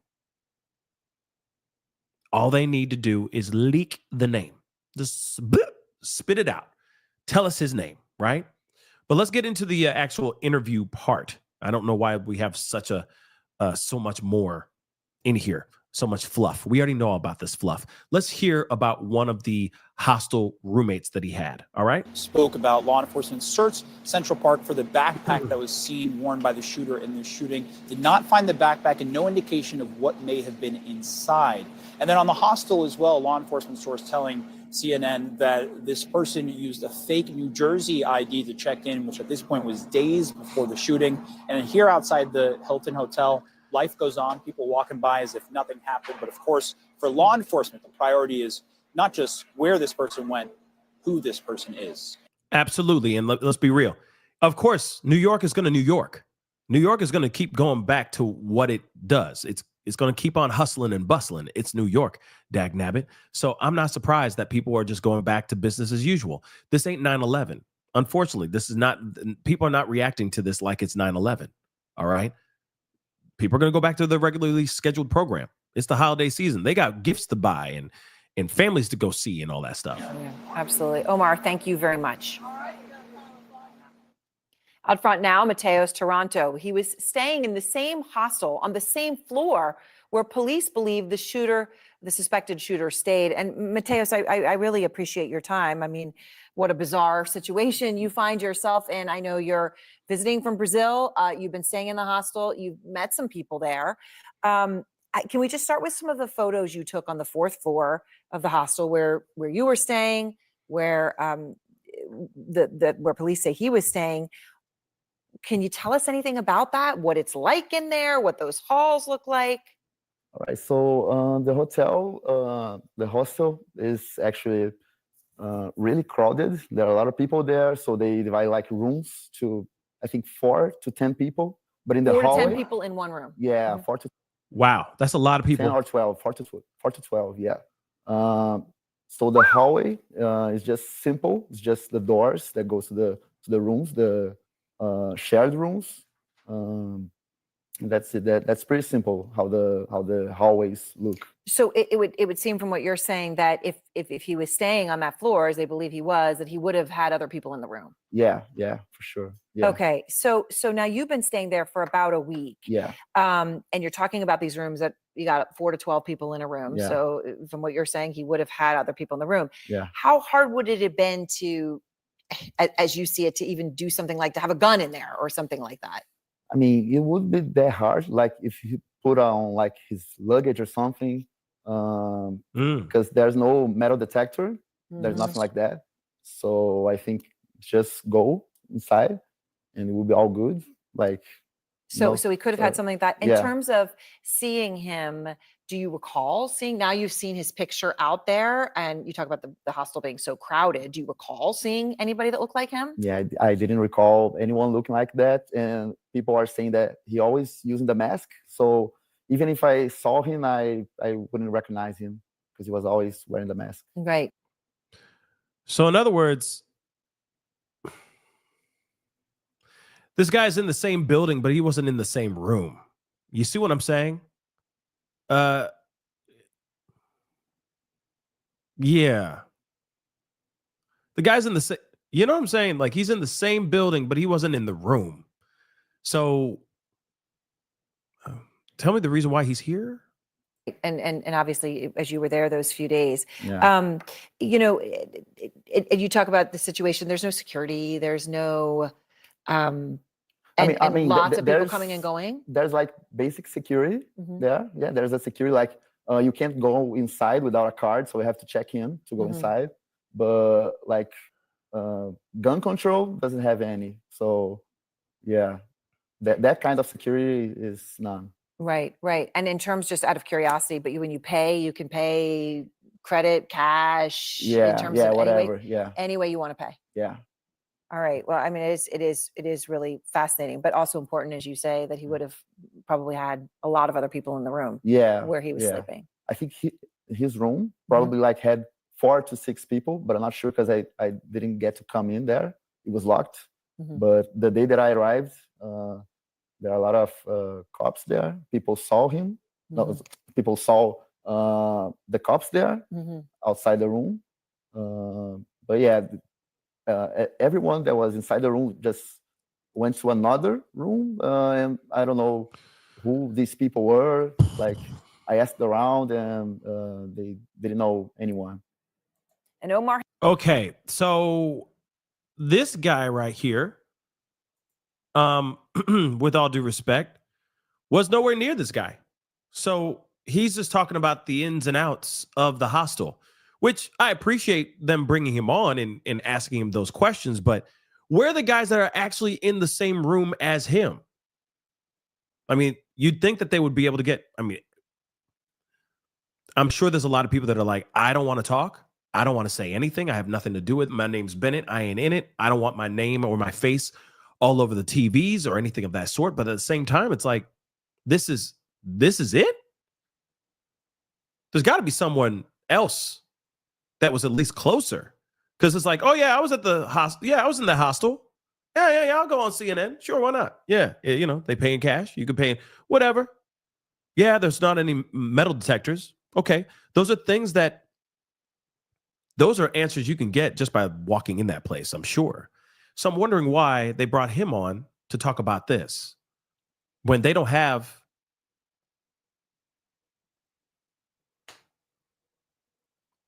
I just think it's that's very odd. This is the closest you could get. Really, none of these other guys. Remember the guy that we talked about? We saw it on Freedom Network or something like that TV. They showed a video interviewing this guy, and the guy was like, I just can't believe I was sleeping underneath a possible assassin. Remember that? Do you remember that? So he went up and he said that, and then all of a sudden that there was no other questions asked by that man, which I found to be a little bit odd. I would think to be going after that guy as quickly as possible, going, hey, let's bring him on. Let's talk about this. Let's ask him more questions. Did he have an accent? Did he talk to you about anything? Did he ask you for anything before all this went down? It just seems weird. And don't get me wrong, sure, this is maybe the only person that they could get their hands on at such short notice. But that's just so odd. That's all they got? I feel like there's more. I feel like there's more people who shared that room with him that should I would hope would step forward and speak out about this, because that to me is not enough. That's not enough, y'all. That is not enough. Hold on. I'm checking to see if there's any more updates anywhere.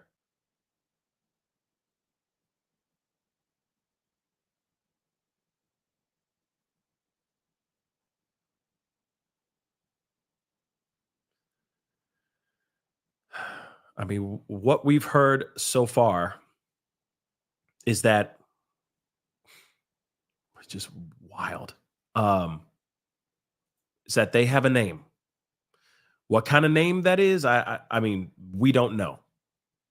But that also does not confirm anything, except that either Eric Adams is saying something just to save face, but you'd think that they would put out the name, because once the name is out, you know for a fact everybody would be doing their sleuthing. Everybody. They'd be typing it in, trying to find his Instagram, trying to find his Facebook, trying to find any semblance of a digital footprint on these social medias for sure. Okay. They'd be drawing up a whole bunch of other things as well. Paul, thank you so much. So much. Have we forgotten the search for Brian Laundrie? Wow. History repeating itself somewhat. Guys, hit the like button. Absolutely. Hit the like button, guys. Don't forget to do that. Please and thank you. Let's see where we're at, by the way. I've been knee deep in this case. Yeah, let's get it to 800 before the show ends. Hit that like button down below, please and thank you. Hit that like button down below. Don't forget to subscribe. We talk about a lot of stuff on this channel, okay? Hit that subscribe button. We got a lot to talk about today, so I'm gonna be wrapping up this show to talk about this other stuff here in just a little while, but be on the lookout for it because there's a lot to talk about, okay? And oh dear God. Oh dear God. Okay. Sorry, something just popped up on my feed. Has nothing to do with you guys. You guys are amazing. You guys are beautiful. Love you. But there's something that we need to look at in a later show. God. I mean, I knew. Woo! I got some watching to do as soon as we get done with this show. I will explain in another show. I promise you. Such trash. All right. Okay. So again, I agree. The Brian Laundrie thing was pretty crazy. It did get crazy, but it hasn't gotten there yet, Paul. I will say that just to answer and comment on your super chat. It hasn't gotten there yet. It's not like we're looking for a skinny white guy with a 5 o'clock shadow type thing. We're not looking for that. With Brian Laundrie's situation, it was like every bald, skinny white dude was being looked at. Every lanky, skinny, bald white guy with a little bit of a beard, with a little peach fuzz on his face, suddenly was Brian Laundrie. Remember, they're like, I saw him getting on a plane flying to Indonesia. There was all this crazy stuff that was coming out, right? But with this, I don't think that. We're not there yet. It hasn't been out long enough for it to go off the rails like that. Like all these other cases that we've talked about, like the Brian Laundrie, like the Gabby Petito case, it went off the rails. And then it kind of went back on track when he was found, right? But it went off crazy. They're like, oh, he's in the Appalachian Mountains and he's on this trail and he's on that. It was absolute chaos, right? With this situation, we haven't heard anything as of yet. What would be helpful is if we actually have a name. And if Eric Adams is sitting here saying, yeah, we got a name. We got a name. Okay, I want to know proof positive who that name be. But I get it. Law enforcement might be holding on to that name to make sure that they actually have the guy. And also, they may not want to let that person know that they're hot on his trail. So they may not say anything right now. They might be holding that close to the chest. But my other question is this. Then why would Mayor Eric Adams, even say that to the general public? Because now everybody and their mama is going to be going, yo, what's his name? If you know his name, why don't you say his doggone name, though? So I can see that backfiring on Mayor Eric Adams. We will see what happens, though. But here's all the updates that we have here. I just wanted to give you guys these updates. Real talk. It's been an absolutely interesting ride with this one. We ain't done yet. Mayor Eric Adams is saying that they do have a name to this man. It may be because of the DNA. Maybe this guy does have a track record, an arrest record. Maybe he does. Or maybe he is just a regular guy that did this unthinkable thing on his own recognizance. That could be what happened here. I don't know. We will see what happens. Time will only tell. Give it some more time. And I guarantee you, you know what? I guarantee you by the end of the day, we will have the name. The name will be unearthed by the end of day today. I don't think they're going to sit on that for too much longer. The mayor has now said it. Now the public is going to start sitting there going, what's the name? What's the name? What's the name? You don't think media is going to be hounding police saying expose the name so that people are safe? You got to remember. The fact that they have a name, that's withholding information about a potentially very dangerous person from the public. And given that this guy could be anywhere right now, he could be back in his hometown, chilling, laughing at this whole situation, jump back and kissing himself 17 times. He could still strike again. So I hope that they do say his name soon. Again, some of y'all like, nah, it'll be next week. Or it won't be at all today. I could be wrong. Okay? I could be wrong. That's just my theory. But we'll see what happens here. We will definitely see what happens. But it is time that we get some clarity on a lot of these things that are going on. Again, I could be wrong on them dropping the name, but once you have the mayor of New York who is also getting his face in front of this as much as possible, trying to look as good as he possibly can because he's in some serious deep doo-doo himself right now, a lot of allegations of money, etc. He needs this win. He needs this capture, and he needs this win as badly as anybody else. But at the same time, I'm hoping that they expose the name because there's a lot of people's lives at risk here. He could be anywhere. We need to find out who he is as soon as possible. Anyway, guys, that is the show. I appreciate all y'all for being here. It really means a lot. Be on the lookout. I will be back on in a little bit. We do have a lot to talk about. There's another case that we need to talk about as well. So I will be back on in just a little bit. Okay. And we'll be talking about it. Okay. So please do me a favor before you head out. Hit that like button down below. We're almost at 800. Okay. So hit that like button down below before you leave. That would be amazing. Don't forget to hit that subscribe button. Hit that follow button if you're watching on other platforms. Please and thank you. That'd be amazing. Yeah. I'm teasing you guys. I'm not teasing y'all. I promise. I got to make sure certain things first. There's something that just dropped. I want to check those things out before we even talk. And it's on a completely different conversation. It's a completely different subject. I promise you guys I'll explain here in a little bit, God willing. Okay? So hit that subscribe button, please, and thank you. Hit that subscribe. Don't forget to check out that join button down below. Become a member like some of you guys have today. I appreciate that. Don't forget to check out Patreon and Locals. If you want to support even further, check out PascalMerch.com. We got some really great stuff over there. And, of course, let's not forget, I got that GoFundMe. It's pinned to the top of the chat. Go check it out. I'm sure that contribution would really mean the world. Or actually, that would definitely, not I'm sure, it would definitely mean the world to me. So go check it out. That'd be greatly appreciated, okay? But anyway, it's time to get going. I'll see you guys in just a little bit. We'll be back here very, very shortly. So I'll see you guys in a little bit. Be good to yourselves. Be good to one another. We'll talk soon. This is The Pascal Show. Bye.